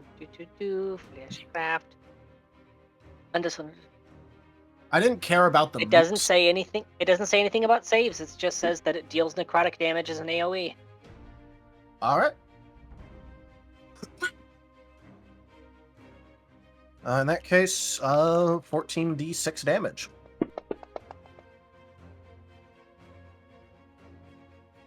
That would be 46. Goes on there. Lieutenant is very wounded. 46 on the chieftain. Kind of wounded. He doesn't care that much, though. And the rest of these guys seems incredibly broken.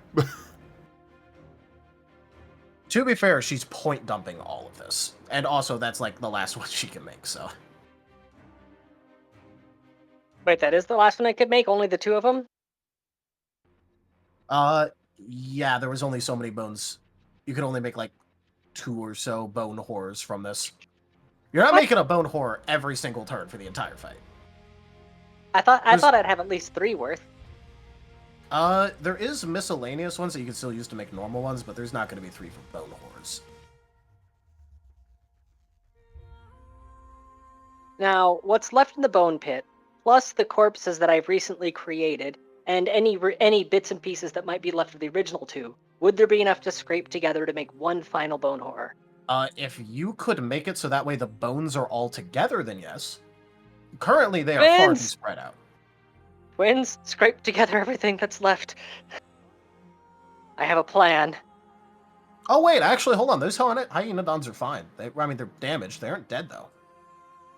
Those hyenodons survived. Good on them.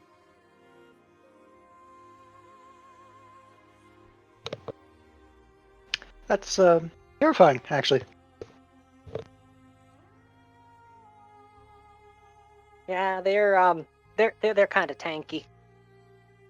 They're durable little I'll count guys. that one is inside of it.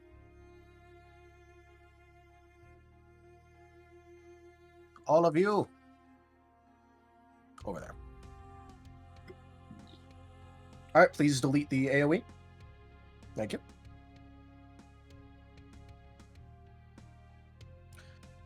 As the bone horror is now gone. Gar. And it's my turn for movement. Boop. And there we go. Alright.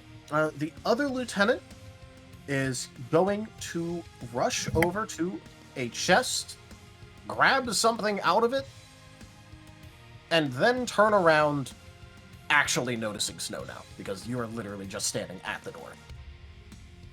Guten Tag. Just make sure. That should be there. Yoo-hoo! They just see a cat closing the door and just the smile.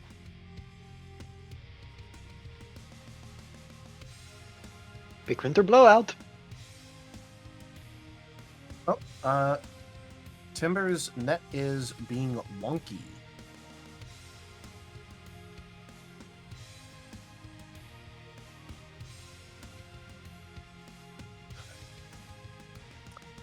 Either way, cool.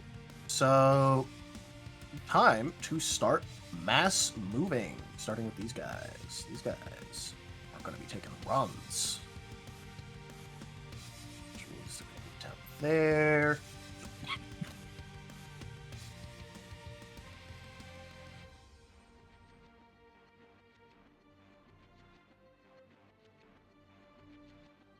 Going to be taking run actions over here. Feathering out. Because that's a lot of explosions. Yeah, now that they know that explosives are being used, that are dispersing a bit. Yep, I'm going to be spending a second actually feathering these guys, but...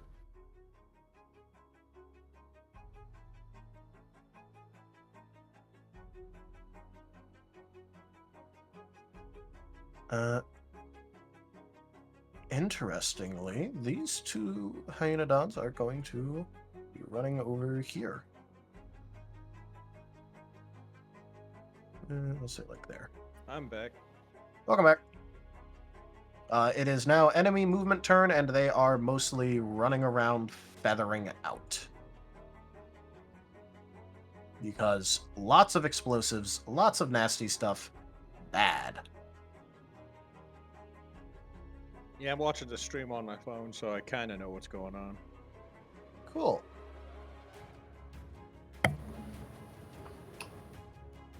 So inside the house we have Perkio of Heidelberg.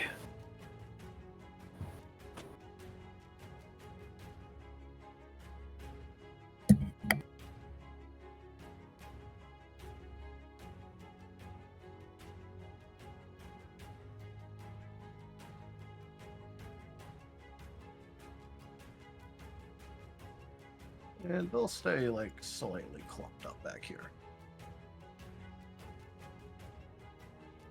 So there's that crew feathered.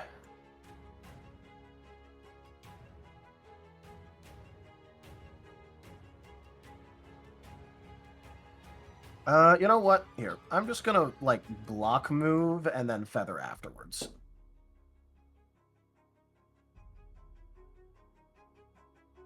That seems like a better idea in the interest of all of our times.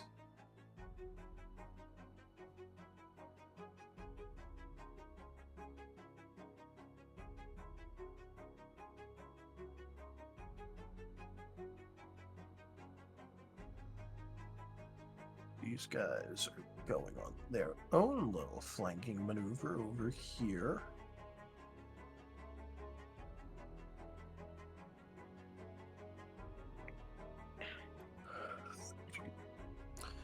Alright.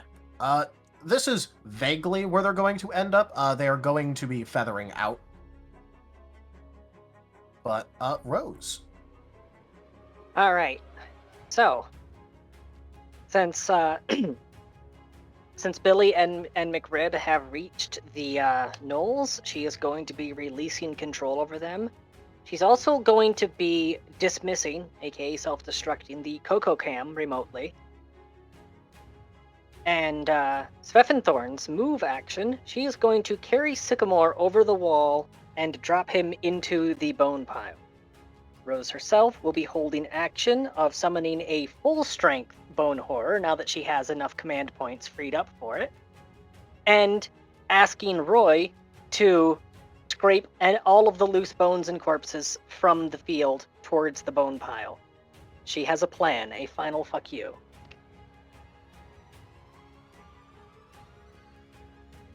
So I said Roy, didn't I? Ray. I'm asking Ray to move all the bones in the field towards the bone pile. Or at least everything dead. Everything dead into the bone pile. This building is gone, so they can kind of like run over it. Yeah, it's kind of been nuked twice. There's not much left. How do I pull the map up again? Here. Share record. There you go. Ah, it zoomed me way in. Sorry, I am detail moving a lot of tokens around. Kind of results in some zoomage.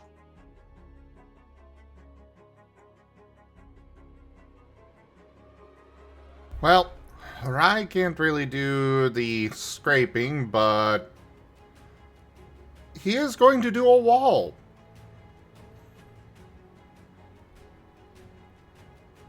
A wall of fire.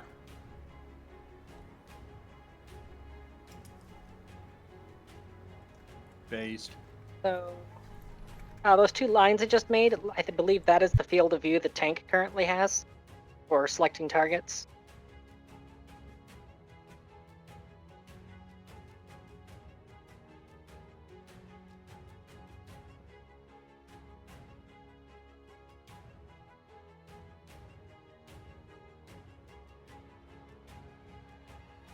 Which actually that means, oh no,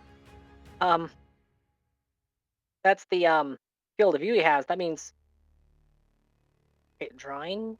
Oh, enter drawing mode. There we go. Those three right there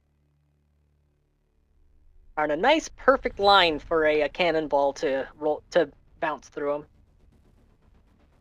I actually had a question. Yep. Can I swap the ammunition that is being used out?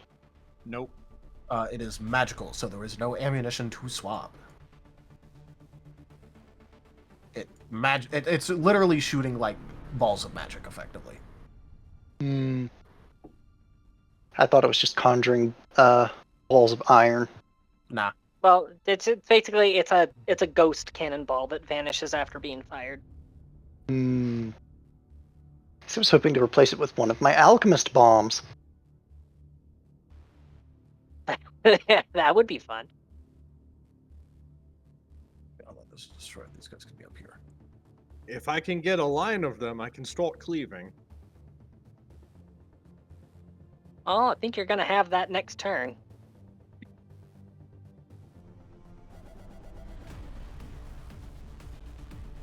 Fine, I won't put that there. No, by all means, the more you can reduce, the better. Well, actually, how deep into the group can you put that shot? You can get a nice clustering, say, got a ping right around here. Remember that building's been decimated, so it wouldn't absorb the blast. This is my max range. Ah. And how big is the blast radius on that shot? Oh, this is a wall. Oh. Do as much damage as possible. Don't worry about me. If all Tempo does is march towards them and we win, I don't care.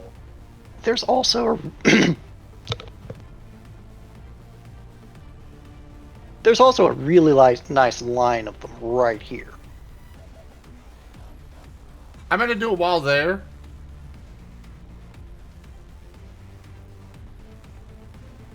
Technically, it could be much longer. Because it is 20 feet per level. So long as that'd it be stops, 160. so long as it stops short of Rose, so it doesn't block her view. Does it block view?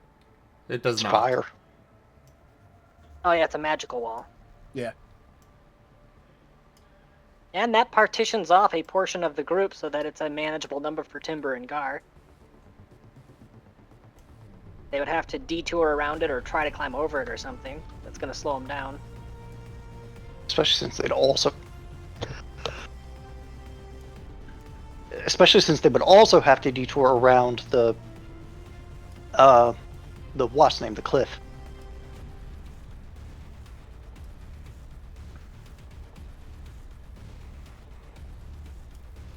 All right, that's where you're putting the wall. I'm trying to get it positioned. There. So there'll be 4 caught in it right now. 5. Right, This is 5. One of them was blocked by the 160 and so I didn't notice at first glance. Okay. Now here's the Now- important question.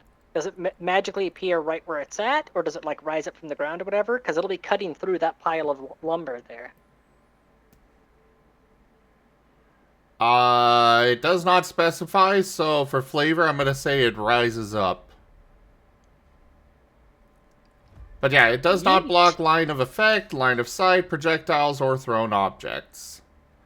Creatures passing through will suffer damage. Those standing in the wall space when it is created are allowed a reflex save to avoid damage. All right. I will go ahead and roll for those 4 poor bastards that are in it 5. that aren't hyenodons. I was saying that aren't hyenodons. And then the hyenodon, because the other 4 all roll the same roll. Well, it is a DC 25. All right. In that case, the hyenodon will save, and the rest of them will not. They had some good rolls, too.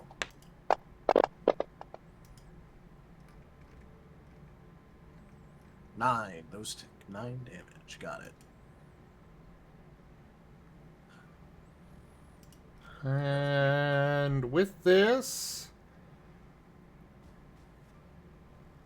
they need to make if they took the damage, they need to make another reflex save or they catch fire. And take 1d6 damage each round. Well, they're looking for gnats, and they don't got them. Woohoo! Okay, that's it for Ally. All right, Alexi. Hey, does anyone else here? You have one Hey, does cannon anyone- ready and one reloading. Hey, does anyone else hear Infernal?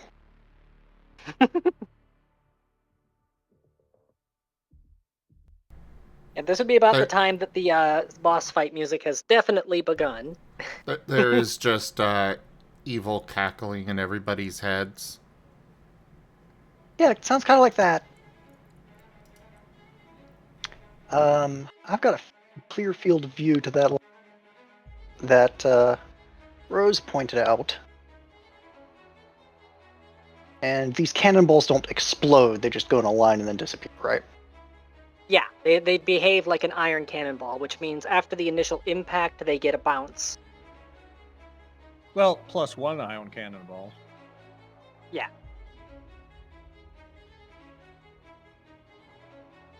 Check. Targeting in. Oh shit. Chat, please. Chat, please. You All forgot to say the line! I didn't say the line. You keep forgetting to say for the Kaiserin. We do need a reroll. Here's the Marten video. Thank you, Tal. You have until the end of this to put in the code.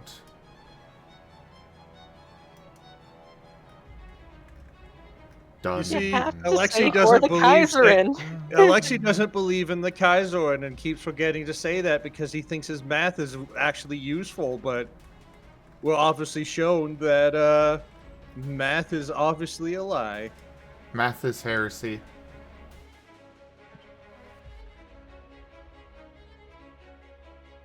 Alas, no reroll.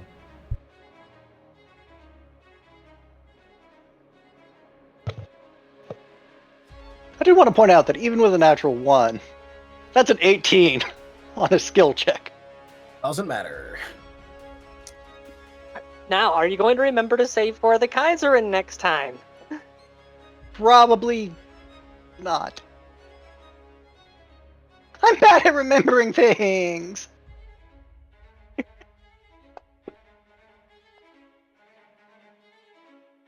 Also, why does it still say that? All right. Luckily, despite your fumbling of the targeting solution, The first one will still get hit. It doesn't have the line needed to crush through all of them, but it does have enough to kill the one. You winged him. Which, with a 10-pound cannonball is all you really need. Yep. So you don't crush through a line of the poor bastards, but you do kill the first one. Which one? The one I just deleted. Okay.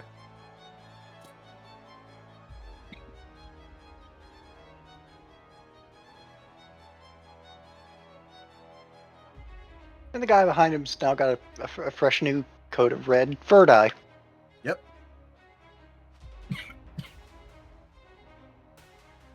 And a fresh appreciation for Lamashtu. And kinetic energy. Timbo absorbs the cannon splash, and he's like, "This seems like a lack of for the Kaiserhorn."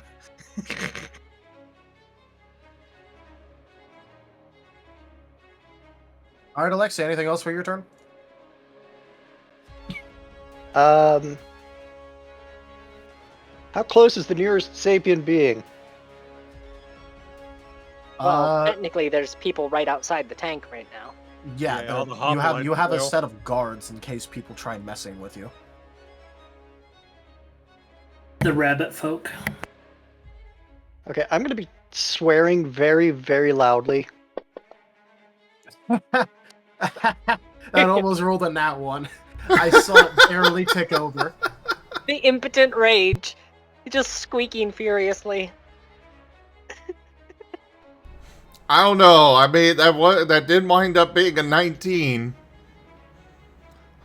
See, now you are living more in line with the Kaiserin and the Wolven, how they behave, so, that's when you roll well.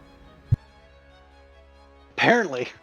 Let the And I'm angle. swearing at things, so I'm swearing in Orcish, because that's the language you use when you swear at things. The only one that has enough variety in the words. Absolutely. And you gotta get that growl in, so this behemoth of a tank just deleted a gnoll and is now ominously proclaiming in somewhat squeaky Orcish. Squeaky Orcish. That is a new line I have never thought I would ever hear. Helium-fueled Orcish. Oh, That's called something determination. something I forgot to ask. Just how much total hit points of damage did those two exploding bone horrors do? A lot. Well, one of the explosions dealt 46 damage, and the other one dealt 49. Right. Did any of them have more than 3 hit dice? 3 or more than 3? 3 hit dice or more. 3 or more, then yes. Because Death Knight's purchase is 5d6 plus 4 temp HP for a 3 hit dice or more target. Expend a spell point as an immediate action whenever another creature within close range fails a saving throw against a death or negative energy effect to infuse yourself with their shredded life force, gaining a number of temporary hit points equal to half your character level plus 1d6 per necrosis feat you possess. These temporary hit points last for 1 Within minute close per... range. Yeah, did those count? Any of those count within close range? Because it was a proxy. It wasn't her directly doing it. It would count from your actual body. Okay, then never mind. That's unfortunate.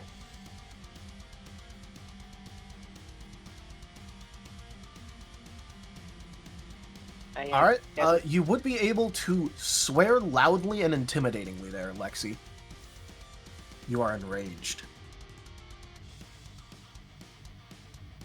The Artificer gains a rank in Barbarian.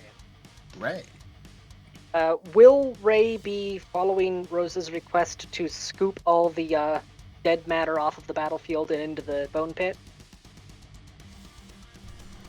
Let me take my turn. I don't know if you have to spend an action on it, so I wanted to ask do. ahead of... But first things first, free action. Both of them are sending a mental message to Alexei. Hey, so it seems to work better if you shout for the Kaiserin before you fire a cannon. At least from what we've seen from Timber and the other Wolven. Thought you might use that tip. +9 respect from Timbal.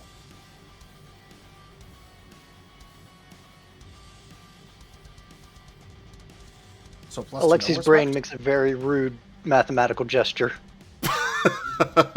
Very rude mathematical gesture. No, Hey, see, I've that seen- would count as heresy. I've seen animation versus physics, so I know what a rude mathematical gesture looks like.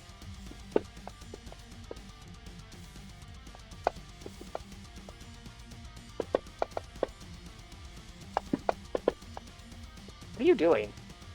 Oh, there were 5 hoplates there, so I rolled Oh. 5 checks.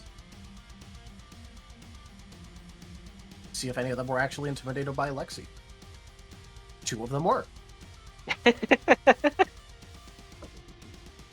Just from the volume, it made their ears cringe. So anyways, Careful, you have sensitive hearing.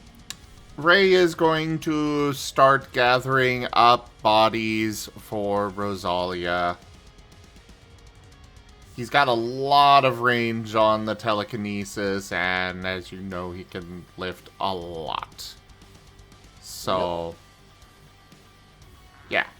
That's what he's doing. I'm pretty sure that's going to take his whole turn, though.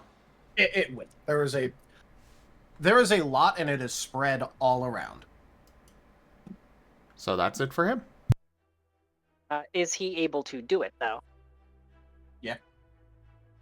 So all the bones are gathered together? Yep. Alright, I'm using my held action. I'm going to dump all 11 remaining spell points into taking every single perk from Fleshcraft and advanced... Sorry, what is it? Hold on. Yeah, I'm going to be taking natural attack twice. And where is it? Hold on. Oh, I scrolled down too far. Okay, additional limbs I'll be taking twice, and natural attack I'll be taking twice. Because this one is going to be configured into a scorpion. For natural attack, the first one I'm going to be adding pincers, and for the second one I'm adding sting. I'm going to be spending one of my channel energy points for the advanced Fleshcraft tree. I am not going to be giving it growth, I'm going to be giving it burrow. So I'm double checking something. Okay, no, this is not the undead thing that had the Okay, sorry. Because I know there's 2 versions that I've used. This is not the one that has the extra thing. Got it.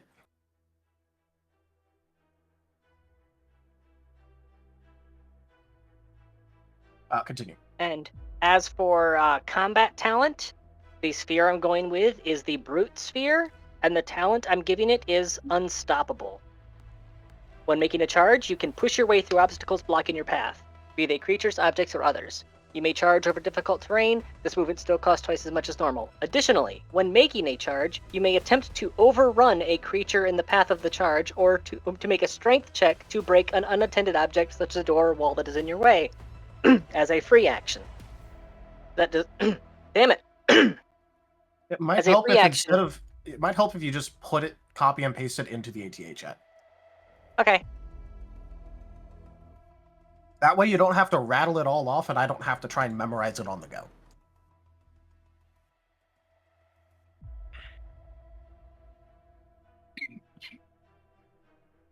So the reason why Sycamore was being dropped there is because since she's using two ranks of a spell that changes the configuration of the perks that change the configuration of it, and she already has piecemeal reanimation as a side bonus.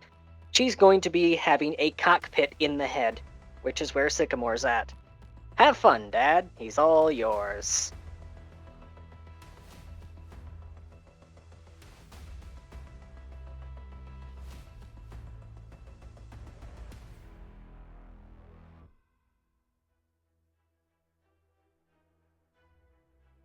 Is this one explosive too?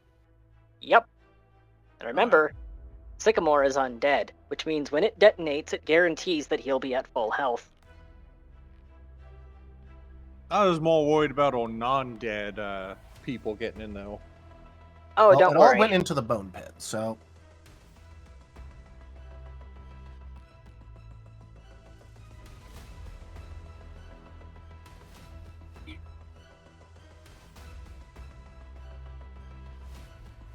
An important question. When burrowing, does that consume a full round, or does that only consume the action and then it can still move at the burrow speed? well, if it burrows, that means it can just move at that, I believe. Let me double check. That should be its movement. Yeah, you use it as its movement, and that's how much it burrows. Ah, got it. You can't charge Right. with a burrow or anything, but you could just move action, Right. burrow. Well, I used additional legs twice, so that's an additional 40 feet of movement speed, which becomes an additional 20 when it's burrowing. By the Kaizen, we have all the movement speeds.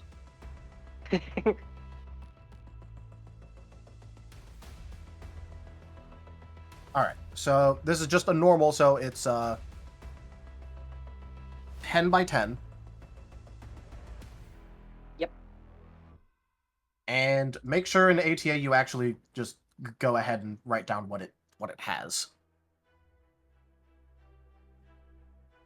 Well, I don't expect on keeping this thing after the fight. Oh But- my god. No, I'm saying write down what it has so that way I know what it has. Also, Rose, I am so sorry at what your horrors have been rolling for initiative. These things may be slow as dirt siege weapons, but god dang. As long as it's able to burrow before it dies, it's fine. It's going to take me a little while to complete this note, so... Yep. Go on Which- and do whatever. Now it just needs to burrow a hole down to the underworld. That way you have plenty more bodies to deal with. No, you don't get bodies in the underworld, you get souls. No, she gets bodies.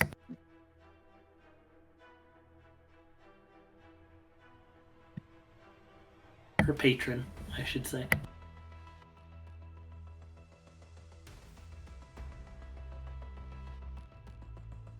Alright, so currently it would be the chieftain's turn.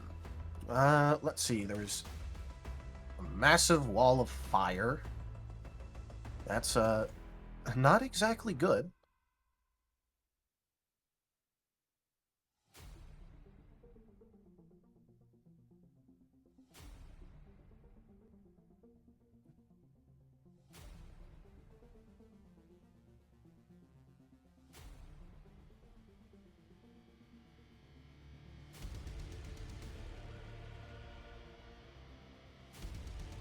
Alright, he is going to get closer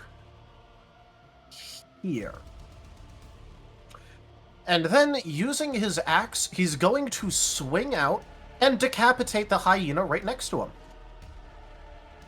Let's see how much he heals.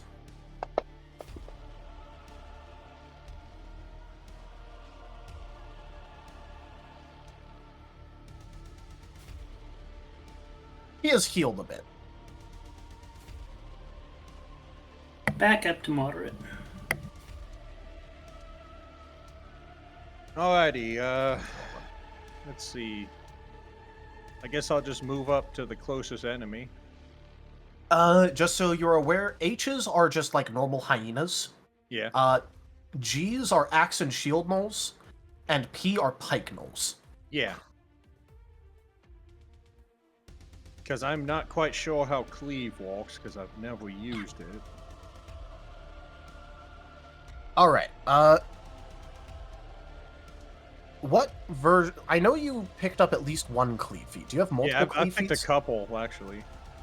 Let me go to skills and read it off. Which ones I got? Or is it under actions? Notes. Abilities. I have cleave, cleave great, cleave finish. Alright.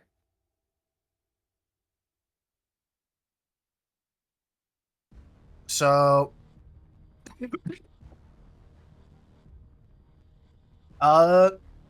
that would be against a foe that is adjacent and also within reach. So they're not adjacent right now. If you hit, you can continue to make attacks against foes adjacent to the previous foe as long as they're within reach. However, there is also cleaving finish.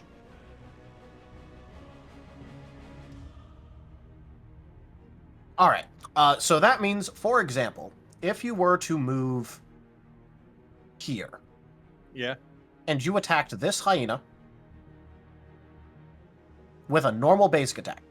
Yep. Just whatever. Then, if you knock it out or kill it, you could then also attack that hyena because it is another target within your reach. You do not need to cleave in order...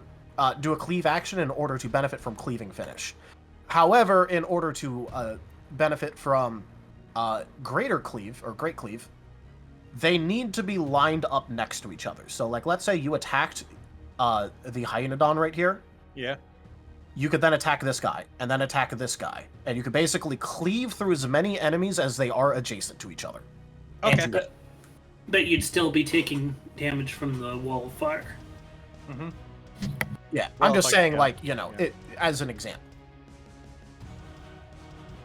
Alright, so 5, So- 10, 15, 20. You have 5 more feet of movement. Does it matter if I kind of like get up and heal? Yep, you can do that. You'd be able to attack both of the hyenas at that point. Okay. And Well, if you maybe kill the pikeman? first hyena, Yeah. then you can attack the second one. Would I be able to reach the pikeman too? Not quite. You know, Don't large creatures have you 10 have foot reach? you should be able to if you want, yeah. Yeah.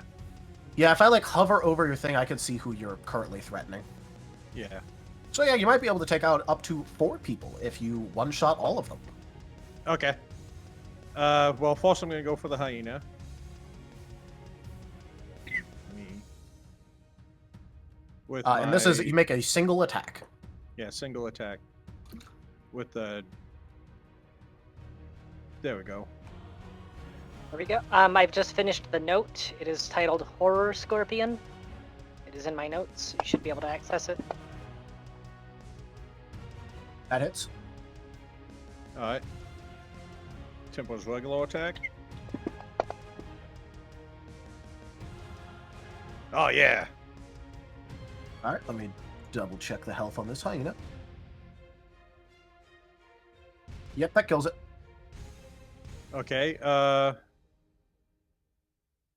does my, is it the same, bonus for all the ones I'm hitting, or? Does- Yeah, do I okay, use- so... Actually, hold on, I deleted the wrong hyena. Burr. Okay, sorry, I fucked up slightly on this. So I'm gonna move this one over here to where it should have been. Because what you are able to do as a part of your cleave, you could have cleaved this first hyena. Yeah. I gave you some bad advice, so I'm retconning slightly. You Okay. could cleave this first hyena into this pikeman, and then also activate your cleaving finish to attack either this hyena or this axeman. Okay. Okay. So currently you are cleaving into that pikeman. Okay. At the same attack bonus? Yep. That goes for the pikeman. All right, wrong button there. That hits.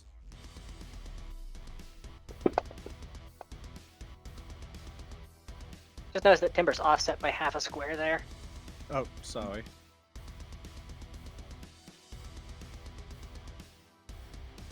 It doesn't. He's said, I don't care that much.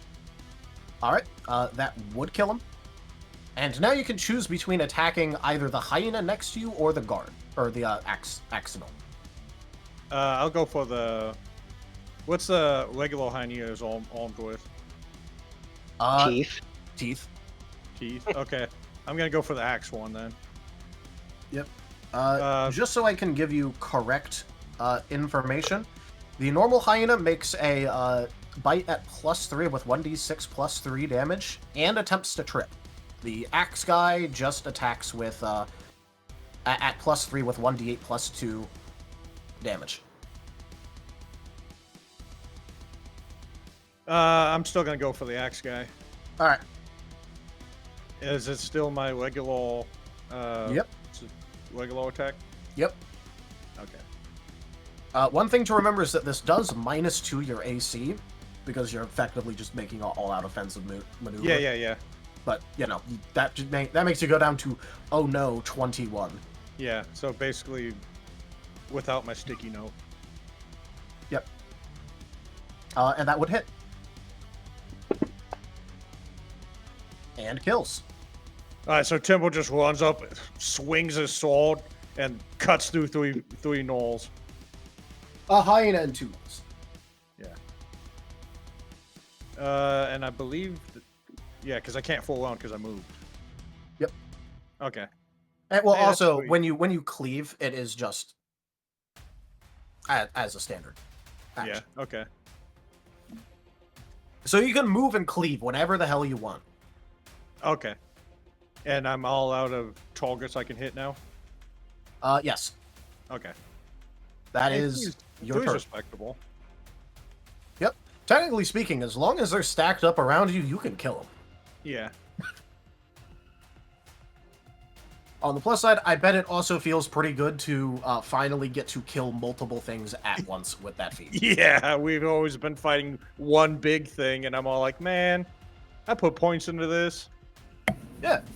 Hey, Don't look, worry, Timber it was gets just- to it's hit just- things. It's just time and place on if you get to fight. Well, I mean, to be fair, he's a Jägermeister. He's used to attacking a lot of shit infantry. Yeah. Which is what you're currently fighting. So, you know, Timber's in his zone. He's in his lane. I'm still standing better than I ever did. Let him cook. Alright, that's my taunt. All right. This lieutenant is going to pull out a holy symbol and do a multi-heal, targeting the chieftain and these 2 hyenodons. They have cleric lieutenants.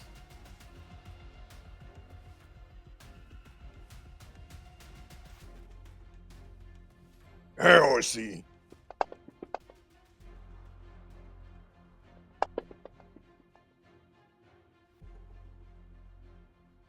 All right.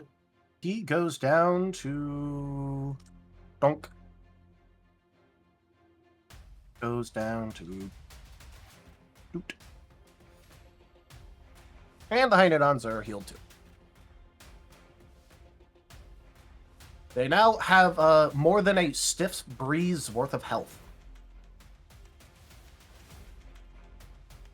Also note as they got dealt 46 damage and they have 47 health.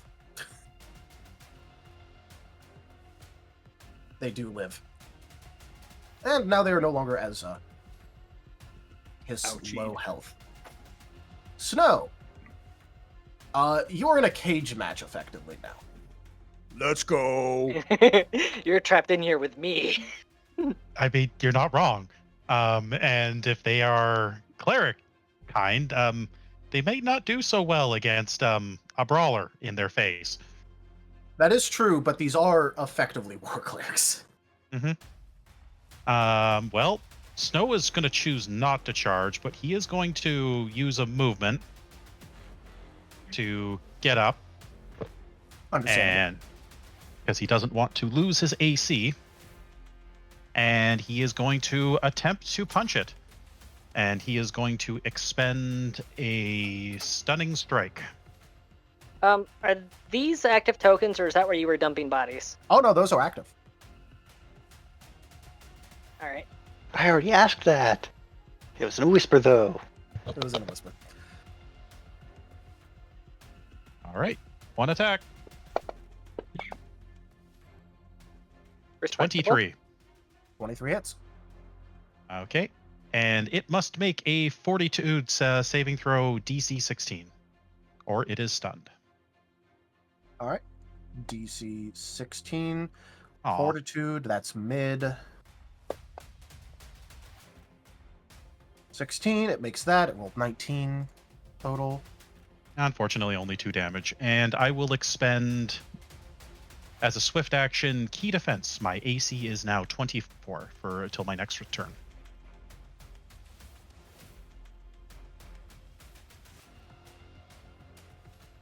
All right. And that is all I can do. That is my 2 standard actions and my swift action. Wait, so you only use a D10 for your second strike? I only have Oh, one. that was his damage. Yeah, that. He rolls a D10 for damage. Okay, Just so roll the 1. well, it's called Flurry of Blows, and you only attacked once. That's why I was confused. It's the same dice. Whether if I use the full round, it's just 4 attacks, or it's just 1 attack as a normal action. It's literally the same roll for just the initial. Yeah. So because you moved, you only got the 1 attack. Got it. Yes. I don't want to make a 3rd attack without the parentheses around, or the brackets around it. By the way, you're right up in his face now, so he doesn't have many options. And your AC is boosted, so you'll at least survive the next round, hopefully. Unless it's used as a touch spell. But at that point, he's in melee range of somebody who can punch his face. My touch AC is 23.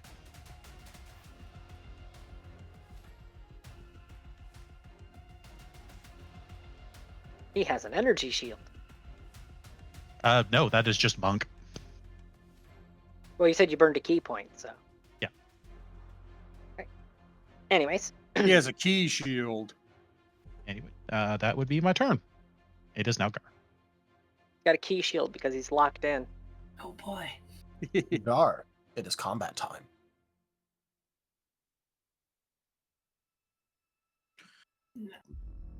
Now it's time to activate Rage. And move up.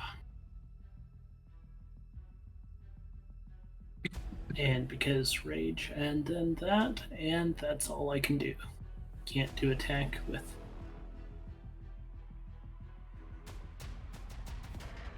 Can't rage and attack?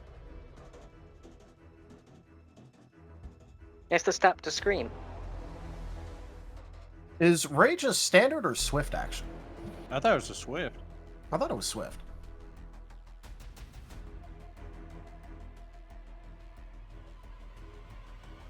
I think it turns into a swift action at some point, and I think should be past that.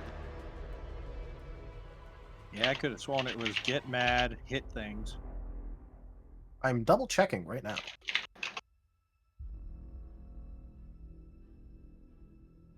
Enter Rage as a free action.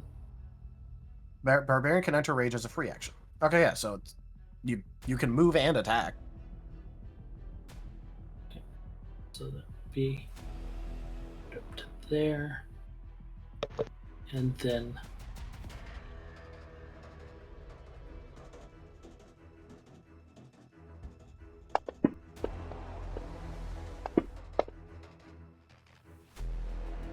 that lagged out.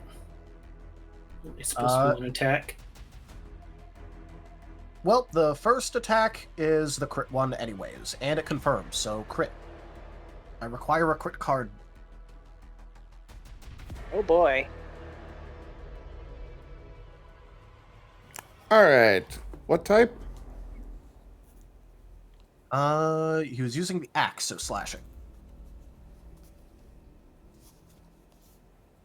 Wouldn't that be cleaving, or am I misunderstanding the damage types? It's Cleaving. slashing, bludgeoning, piercing. Oh, for okay. Tempo's For- ability. Yeah, for physical Got damage. it, got it. Okay, who rolled the... It was Gar, right? It was Yep. good. Cool. Might help if I had the right deck. That might help. I was so used to grabbing the GM one, I went straight to it, and then I'm like, wait a sec. It was Gar, wasn't it? Yeah. I mean, you're more bound to crit if you're rolling, like, 10 dice a turn on the low end. That tends to help. Slow It's recovery, available today. quadruple damage, and the target must make a DC 16 Constitution saving throw. On a failed save, the target can make 3 fewer attacks on their next turn. Cool, it's probably dead, but go ahead and roll that, Gar, to see how much you kill it by. More like explode it. Yeah, it was on 1 health point anyway, so. Oh, no, that one's at full health. Is it now?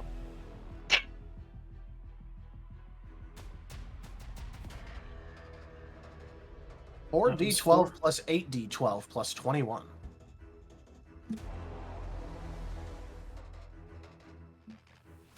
What an entrance! Tibble runs in, cuts down 3, Gaul comes yelling after him, and just smashes the crap out of him.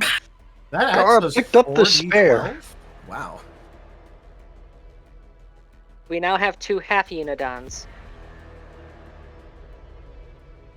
Sorry, H. Oh, that's just a isn't- normal. is- That's just a normal hyena. Okay, the U is the hyunidons, right? Yeah. Okay. So still, we got two half-yeens. I Yeah. think that's the most damage Gaul's ever done. Yep. Well, I mean, it helps that apparently the axe does normally 4D12 damage. Ouch. That's a really beefy axe. Well, Yeah. it was. You said it was 4 times damage, so that's why I grabbed. Oh 4. yeah, but then your axe is listed as critical ×3, so it rolled 3 times the amount that you put in. So it just rolled 12D12 damage. and it has the poison effect, but that doesn't Yep. matter. I don't think it matters. Yeah. Either way, literally just the first attack, like first damage die plus the damage kills it. So That was that was a glory kill, is what that was. I think health and ammo might have dropped out of him.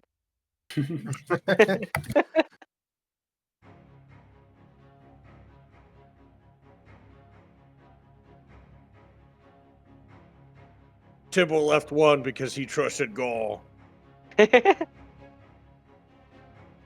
all right. So next would be the bone horrors thing. My screen is a little bit full, so I will be slowly moving things out of the way. Careful not to close anything, because I will cry if I accidentally close these tokens again. And try and find your notes. I know you have them around. There's the notes tab.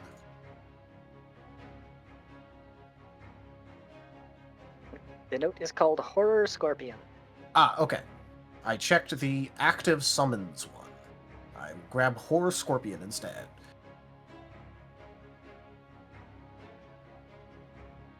Well, the active summons sheet, I use that to keep track of how many points I have invested. Yeah. It's just you Right. also have like the details in there. At least usually. Well, this thing's so expensive in terms of command points that I'm gonna have to dismiss it after this fight anyways, so... This is Well, just yeah. Rose throwing everything she has at this moment of revenge. She dumped her entire spell pool in 3 turns. Yep. All right. So combat talent of Brute Unstoppable. Let me double check exactly what that does. basically, if it charges, it's able to attempt an overrun attack on anything in its path. If anything succeeds their saving throws against it, then it stops at that target. Yep. I was just bringing it up so I could actually read what it does.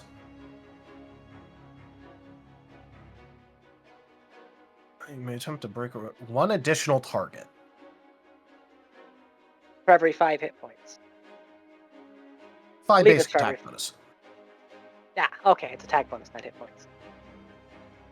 Alright.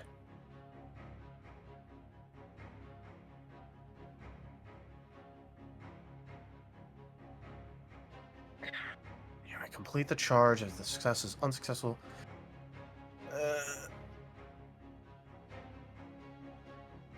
Okay, cool. So it would normally have that. So cool. Sorry, I was just making sure that I actually have what it does down. Okay, cool. So delete that hyena because it is gone. Yes, I am gone. Bye. The bone horror, or the horror scorpion, I guess. You've put that under Sycamore's control. Does Sycamore have any orders? Have fun. Which is why I'm having him going this way, because it's towards the main concentration. Taking 35 feet of burrow, and then attempt to trapdoor spider that pikeman at the end there. All right. So it can't charge with a burrow. Yeah, it's not can- charging, so it's It just can just basic. burrow and go. Yeah, its move speed is 70 because it has 4 additional legs, and half that is 35 for underground. And as for the attack, attempting to use pincers to grab the legs of that pikeman and yank them into the ground. All right. So. Sorry,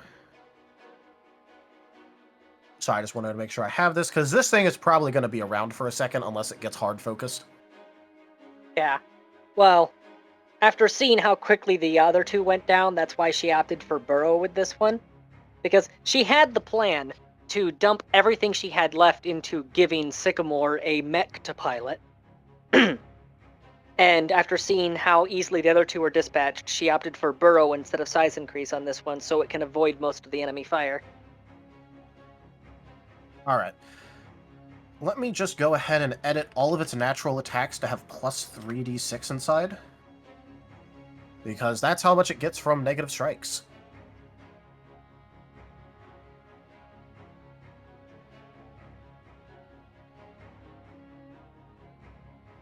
And for clarification, as I'm using pincers to boost its natural attacks and adding the additional extra attack for this stinger, then it technically has 3 attacks per round, right? Just it can't use the stinger right now because it's reaching up out of the ground and the stinger's at the other end. So, here's the trick. When it full attacked, it already had 3 attacks around. Oh no.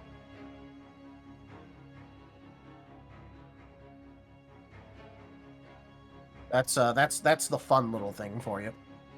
Also, it doesn't say melee natural attacks, it just says natural attacks, so its shard volley also gets that. Wait, shard volley? So it's basically firing bone shards out of the stinger? Is that what's going on there? Well, it has access to shard volley. That's the thing that all these bone horrors have access to. I choose to flavor it as the stinger as a turret. Yep, which is single target, and it deals, for yours, 3d10 plus 3d6 plus 7 piercing damage. Ow! I tell you what, ow! I'm pretty sure this was a Resident Evil boss. Either way, let's see what it does against this poor pikeman. Does it hit? A 27 sure does hit. Wow. How much damage is this doing? 41. It's dead. So yeah, 1 second there was a pikeman there. The next second he's gone, and there's just some disturbed dirt, Yep. or I should say disturbed mud. It is rather rainy, yes.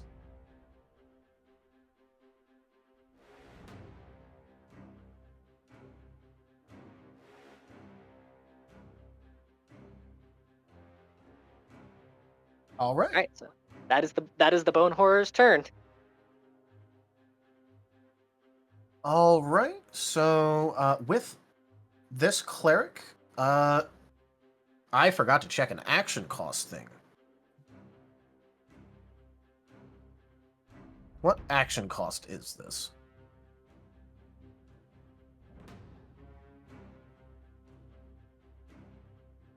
Do do do do do do do do do.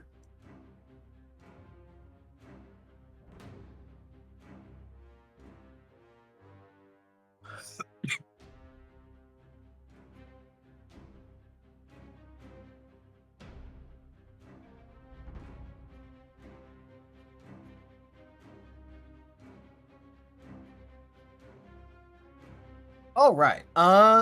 So I'm gonna need you to make me a will save. Question. There, Snow. Is it an enchantment spell? No. Okay, then I don't get a +2. Nope. Will save. 14. That fails. Alrighty then. As this cleric is going to emergency channel negative energy. Question. Is that an attack of opportunity? It does not say that it provokes attack of opportunity. Okay, just curious. Actually, it says this is a standard action that does not provoke an attack of opportunity. There you go. So you will be taking 12 damage. 12 damage it is. Ow. I've changed her health. Okay.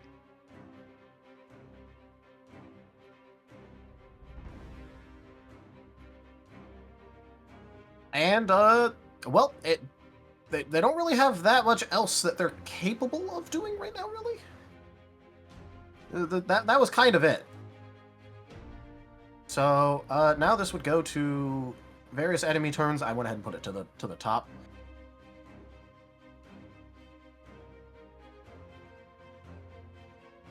So, now that some of these guys are feathered out, I can move them a lot faster. Guys, going over here.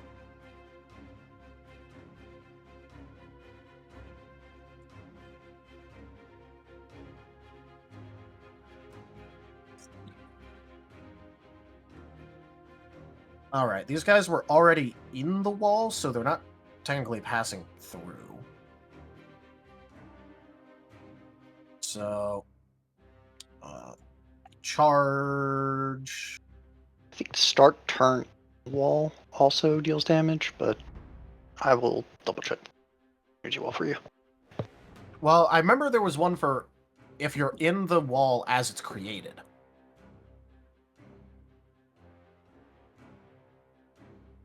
So you're slightly superpositioned, so I'll fix that. Right, now you're...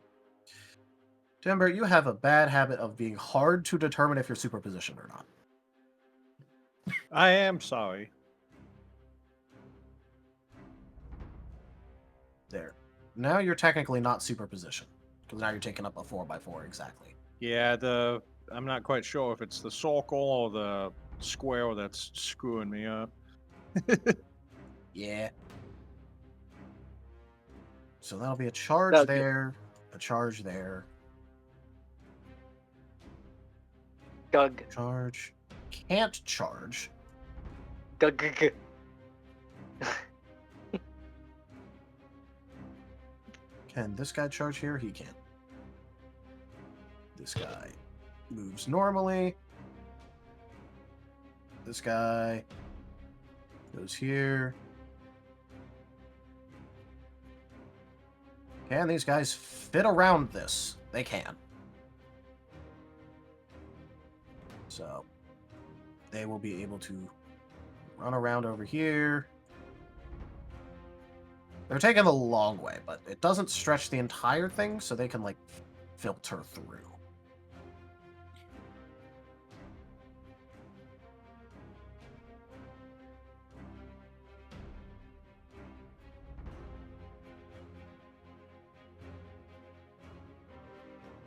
Oh, I just realized something. Yep. This scorpion is staying underground to be carrying out these ambush attacks. What happens when it detonates? Well, it's underground. Yeah, but there's less than 30 feet of dirt above it, is what I'm saying. Well, it'll have a less outward radius, but it'll still hit things like above it and a little bit away. What I'm asking is, will it make a crater? It doesn't damage terrain, I don't think, for the necrotic bomb, so no. So if you want max blast radius, when the thing's about to go down, make sure to have it surface first. Yes, you can't do the depth charge. I mean, it's negative energy. You're just killing the soil. It's not an actual explosion. Technically, you're killing everything in the soil. Turning it into sand. Clay, maybe? Well, I mean, it would be pretty pulverized considering just how much damage it's doing. These guys are running around, but that does mean they're running instead of just moving normally. Which sucks for them, because then they can't attack or anything. Alright. So let's go ahead and figure out these melee attacks against Timber mostly, and then one against Gar. I'll do the one against Gar first.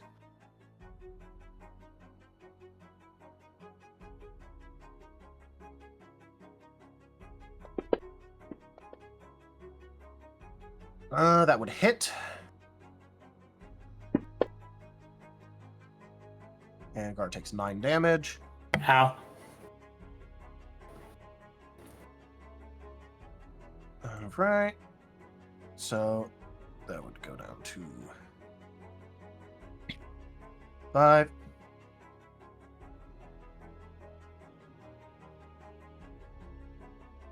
And if I go 2, because I forgot to do that earlier, there are a total of 1, 2, 3 that happen to be able to charge against Timber that are this, so. And What's up, goal? if he gets hit, Spirit Shield will activate. Timber. It'll use my reaction to reduce damage by 2d6. Cool. Oh. Well. Does it happen against the first one? If you're raging and another creature you can see within 30 feet of you takes damage, you can use your action to reduce that damage by 2d6. Alright. Well, because if it happens on the first one... Oh my god, again? What the fuck? 2 of them just crit. Alright, so I'll let you know the first one didn't crit. 2 of the others did. Oh my god. They are very, very angry boys right now, Holy considering all shit. that we've done to them. What in the goddamn? It's gnolls. Is it safe to say that we've killed half of them so far? No. A third. A third is fair. Okay. Yeah, we Still, need more sig- AoE attack stat. Okay, I'm gonna need 2 opposing slashing crits. Please and thank you. Holy Where shit. are the these guys want targets? Timber dead. Both on timber? Both on Timber. Yep. Oh no. Yeah, that could be bad. You messed with the wrong... Well, not gonna say that word. You develop a deep hatred for the creature type who attacked you and seek revenge upon their kind. Draw one additional card. Okay. Timber, are you fine hating a particular brand of heretics extra? Achievement unlocked. What is The Well, problem is that would That's the include gnolls. that includes Gar. No. That was the gnoll that drew that card. Yeah, it's a deep hatred for gnolls. Worth noting, Timber No, just dropped out of chat. Timber His just internet might had be more fucking up. internet issues. I think. Since the gnoll drew the card, it should be that they have a deep hatred for Wolven. Is that the way it works? Because the gnoll's the one that crit. So No, that's not how these cards work. So there's two separate decks. There's one for Oh, the okay. GM. So when it refers to you from the GM deck, that is referring to the player. Okay, I didn't know there was a GM deck. There was not the last time I had a critical cards deck. Is favored enemy type a thing in a Pathfinder, or is that Yes. D&D? Yeah. Yep. Does that mean that gnolls count as a favored enemy type for Timber now?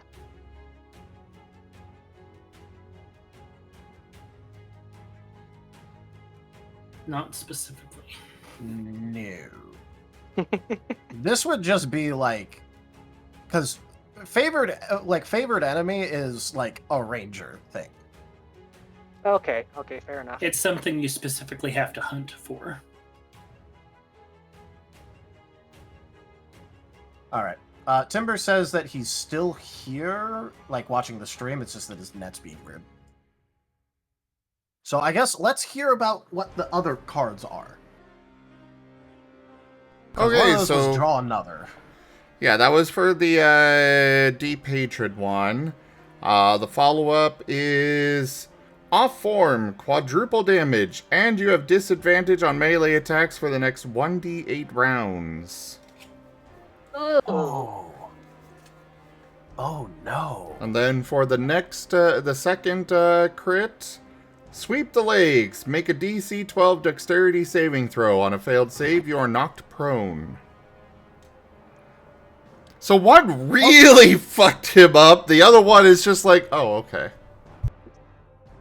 Well, if Timber gets knocked prone, that's actually good for Alexi because it gives him a clearer shot. Yep. But Timber also does have a thing, I believe, to like auto succeed against a reflex because instead of dex save, reflex. Is that a shield master thing? Yep. Also, Toshi, for that, because you use your reaction to do that, you basically have to choose an attack to do that on.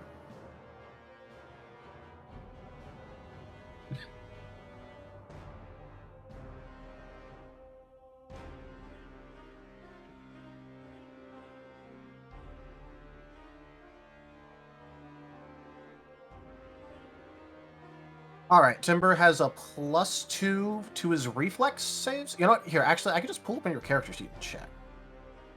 An interesting flavor. You have +5 to reflex saves, by the way.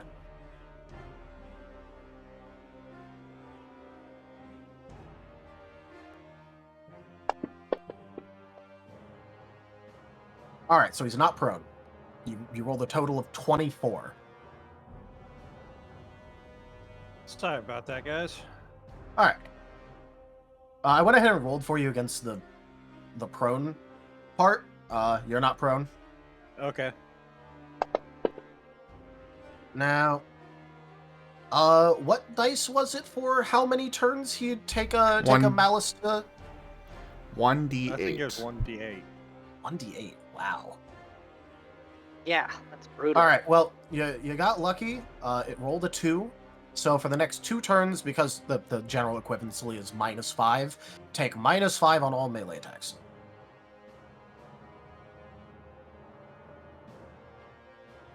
Because that's the mathematical equivalent of advantage disadvantage. Okay. ±5.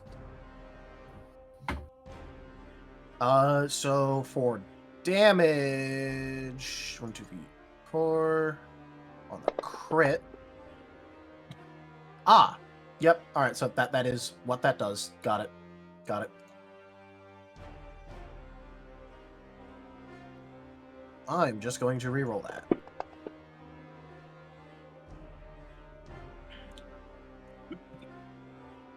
All right. Ooh, Gar, are you going to be using Spirit Shield on which one of you? What attack do you want to use Spirit Shield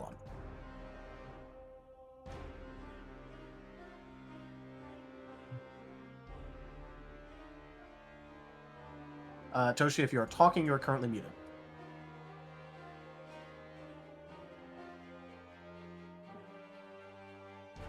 Can you guys hear me? I can hear you. Yes. Fine. Yes. Mm-hmm. Toshi. What attack would you like to use the Spirit Shield on?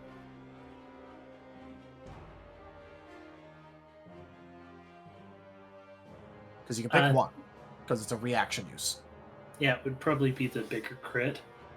All right, the big crit, cool. Go ahead and roll that to see how much you reduce it by.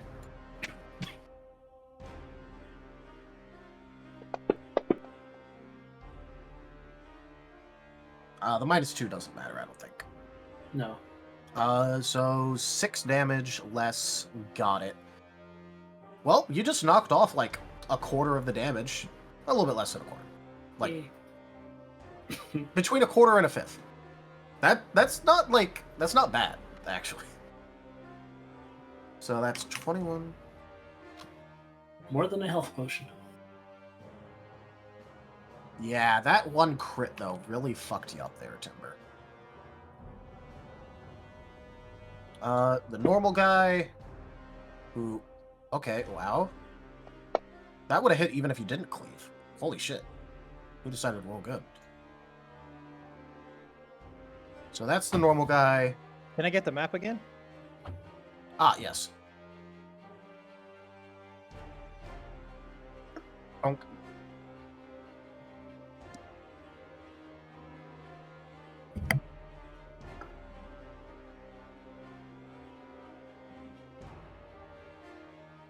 So...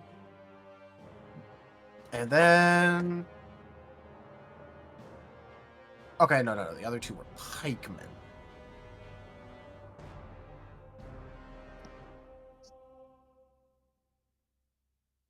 So...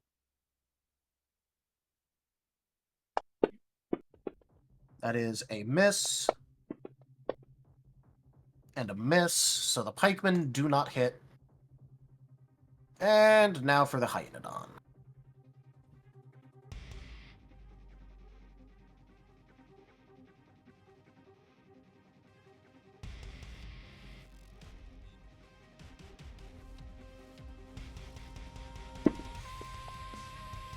Yep, that hits.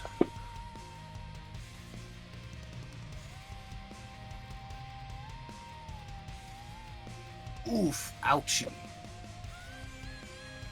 Yeah, that... You know, getting attacked by a lot of things and a quad crit getting rolled. Holy shit. It's a Timber situation. Well, on the plus side, Timber, if you do Great Cleave next turn, you could potentially cleave 1, 2, 3, 4, 5, 6, 7 enemies at once. So With did disadvantage. they all move around the wall then, I'm guessing? Those ones that you saw, they filtered in, like, in a line, like, around that wall. You see how it ends, and there's, like, a one tile Yeah. gap? Yeah, that's where they're filtering in from. I figured. But it also means they are going in a small filtered line.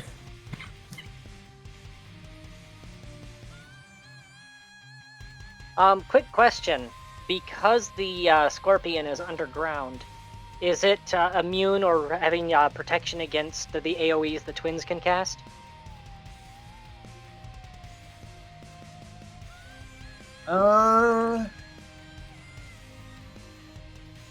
We'll look at what being underground actually does for you. because I think it counts as having total cover. Because, yeah, if it has impunity to the twins' AoEs, then cast away.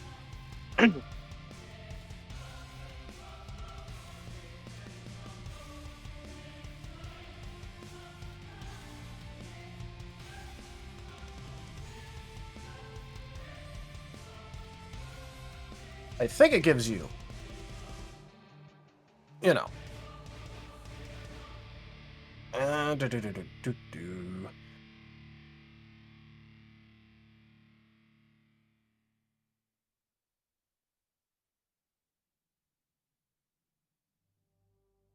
Wow, okay, it doesn't say there. I thought it would on the spell literally named Burrow. I mean, I assume it has cover. A creature with you could burrow just speed can tunnel through dirt. You can just leave it up to your own discretion. Yeah, I just wanted to. I was more curious to see if it would actually have something on this. I'm just gonna say it counts as being in cover. Unless, like, you know, there's something that, like, you know, if there's like a spell that causes an earthquake or some shit, like, you know, that ain't gonna provide cover against that. But like if they were to use thunder, that would be a shockwave, so that would carry through the dirt. If they were to use earthquake, yeah, that would disrupt the soil around it, so on and so forth. Yeah. So yeah, I'll just put it like that.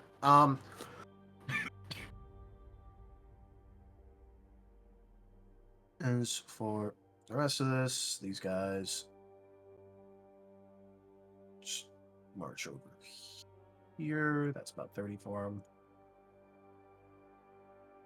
They aren't going over the place where they just saw someone disappear, though. At least not directly. They'll go, like, around a bit. Yeah, nothing left but a hand sticking up out of the ground, right? Effectively.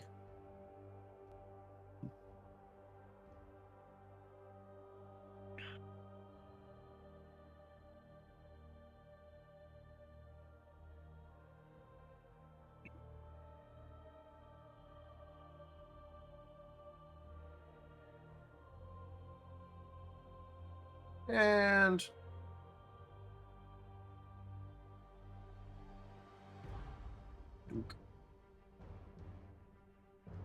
trying to drag slick sometimes means that I accidentally grab the whole map and move it.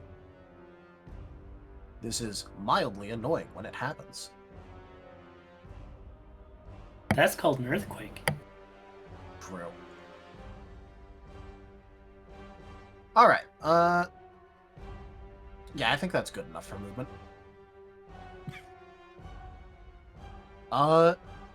So I will say we are running out of time. But I think this is probably a good enough place to leave it. The only thing that's going to happen next is just a bunch of shitty ranged attacks that don't have good modifiers.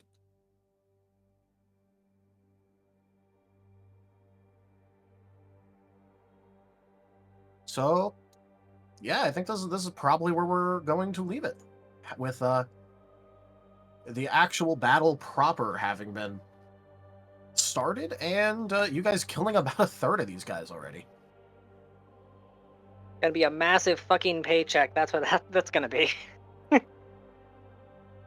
No, your necrotic stuff isn't leaving bodies. The scorpion body, the gnoll bodies got incorporated into the scorpion, which means that she can dismiss it once we've returned to the town, and there you got the heads back. With the other ones.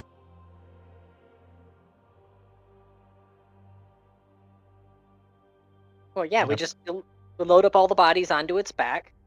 We have it carry them back to, or we'd be able to fit all of them. So you just knock down a section of wall, make a skid out of that, pile the rest of the bodies on that, have it drag that. All the gnolls are delivering themselves. So why do I need to deliver myself? Haha.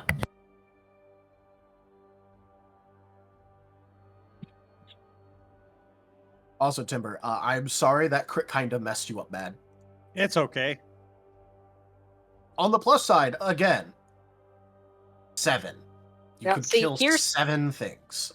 Here's the thing to remember, is that the twins haven't begun to point dump yet, and the enemies are starting to cluster again. And even if we end up with a TPK, that just resets us back to full health. We do have a get out of death free card. Back at your ship, yep. You would lose all your items, and then you'd have to come back and get them back. Oh, so you don't respawn where you're currently standing? Oh no, it respawns you at the obelisk.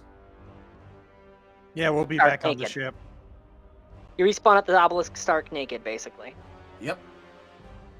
My helmet! Yep. Which is not a problem at all for the twins.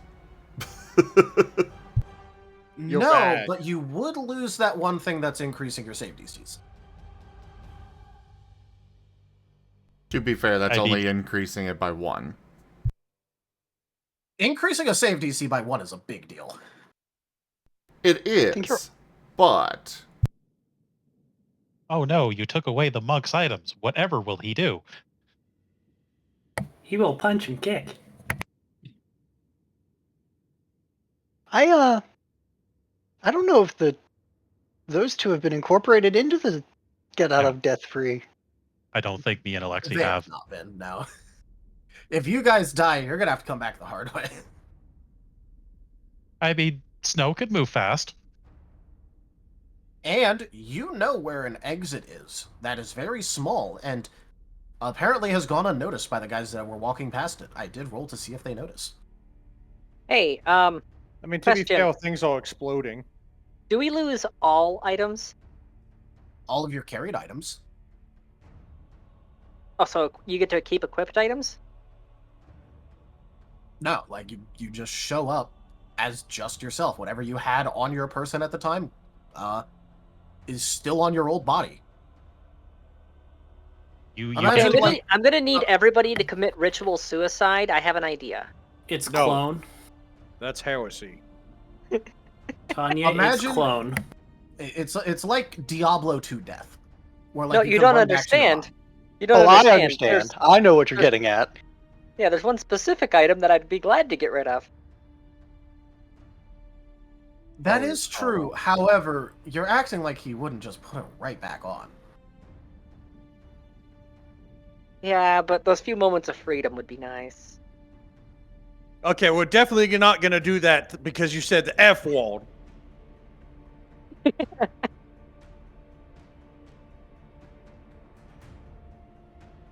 yeah, fuck you Right, for so we're- using that F word.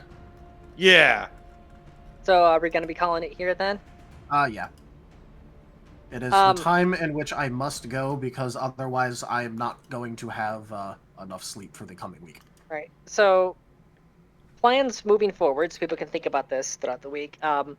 I do have the Scorpion heading to rendezvous with Gar and Timber.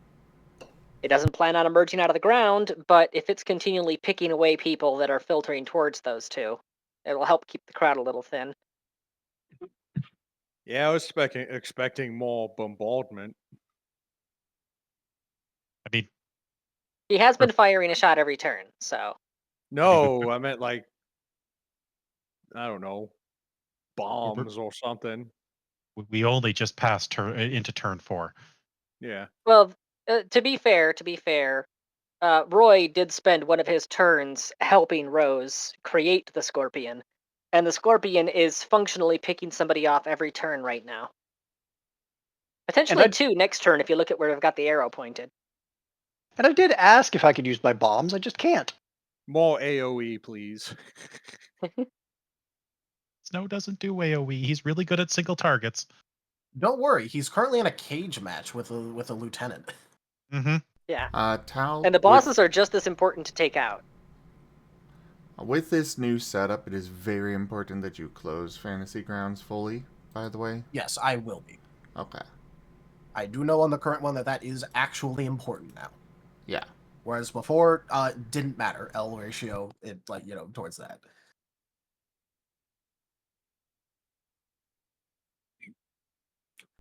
Alright. Well, everybody, thank you so very much for joining us today for Ascent to Ascend a Pathfinder. Check out our website, zgfgaming.com. We've got links for our Discord, Telegram, Mastodon, Blue Sky, Patreon, and more. They are on the website as well as down in the description below through our link tree. Thank you to my patrons, tippers, and subscribers. It is your support that keeps this channel alive and going. I cannot do this without your guys' help and your support, so thank you. Consider becoming a patron over at patreon.com/zgfgaming. It's one of the best ways to support the channel, though you can also do so by sharing the stream around, as well as grabbing merch over at zgfgaming.store, sending a treat through TreatStream, or by using our Humble Bundle partner link. But for now, thank you all so much for joining, and I bid you the most fondest adieu. Bye-bye. See you guys. Bye bye.